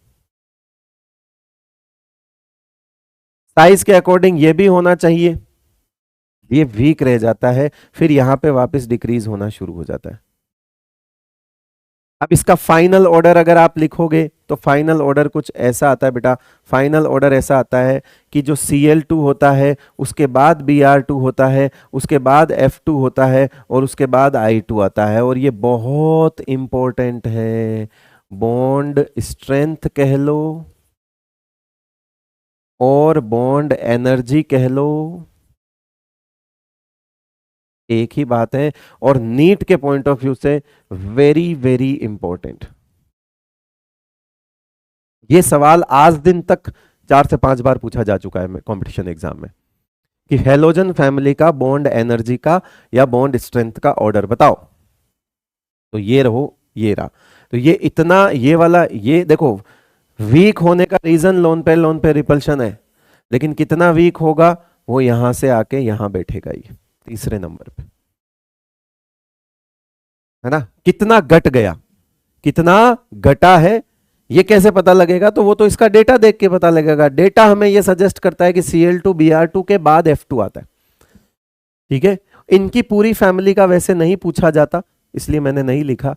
अननेसेसरी डेटा याद करने का कोई मतलब नहीं है। ये वाला पूछा जाता है, पूछा जा चुका है और आगे भी पूछा जाएगा हेलोजन फैमिली का, इसीलिए बॉन्ड एनर्जी हेलोजन फैमिली वाली थोड़ी सी ज्यादा इंपॉर्टेंट है, ध्यान रख लेना। चलो अब आता है इसमें 1s 1s 2s 2s 2s 2p 2p 2p 3s 3s। देखो सबसे पहले साइज से आंसर कर लो। ये 1 नंबर है, मैक्सिमम है साइज के अकॉर्डिंग। ये 5 नंबर है, मिनिमम है। और मेरा 1 2 3 4 5 ऐसा होता है, याद रख लेना। मैं 1 का मतलब है मैक्सिमम, डिक्रीजिंग लिखता हूं मैं, है ना। 1 का मतलब मेरा 1 2 3 4 5 ऐसे होता है बेटा। 1 मतलब 1 नंबर पे आने वाला मैक्सिमम। अब देखो इनकी तो साइज सेम हो गई, इनकी क्या हो गई, साइज सेम हो गई। तो अब इनमें आंसर करेंगे तो इसके अंदर फिर सबसे स्ट्रॉन्ग ये होगा, तो 2 नंबर, फिर ये 3 नंबर और फिर ये 4 नंबर। अब आप 1 2 3 4 5 को ऐसे अरेंज कर लेना, ये आपका काम है। मैंने बता दिया मेरा पैटर्न 1 2 3 4 5 ऐसे चलेगा। आपको जो नंबर मैंने ऊपर लगा के दिए हैं आप उस तरह से अरेंज कर लें बाकी सबको। सबसे पहले साइज देखते हैं, है ना। मैंने अब दोनों चीजों को मिक्स कर दिया जिससे तुमको ये पता चले कि पहले तो साइज ही देखनी है। सबसे बड़ा लास्ट होगा, सबसे छोटा फर्स्ट होगा, बीच में जो है उनको अपन सेम साइज को कंसिडर करते हुए बीच में फंसा देंगे। फिर आता है 3p पाई 3p पाई 3p पाई 3d पाई 3d पाई 3d पाई। ये तो कर ही लिया, ये तो बहुत आसान सा है। 3p 3p 3p 3d, देखो दोनों सीधे, एक झुका हुआ, दोनों झुके हुए, तो ये वाला ज्यादा होगा, ठीक है, इसमें कोई दिक्कत नहीं है। यहां देखो बेटा, ये रहा 2p पाई 2p पाई, इसको 1 नंबर दे दो क्योंकि साइज के हिसाब से ये तो सबसे मजबूत हो ही गया। अब आता है 3p 3d 3d 3d और 3p 3p, और इसमें हमको पता है कि साइज सेम है, ये सेम साइज हो गई। तो सेम साइज में अभी हमने देखा कि 3d 3d ज्यादा स्ट्रॉन्ग होता है, तो 2 नंबर इसको दे देता हूं, फिर 3 नंबर इसको दे देता हूं और फिर 4 नंबर इसको देता हूं। ये आपका वीकेस्ट हो गया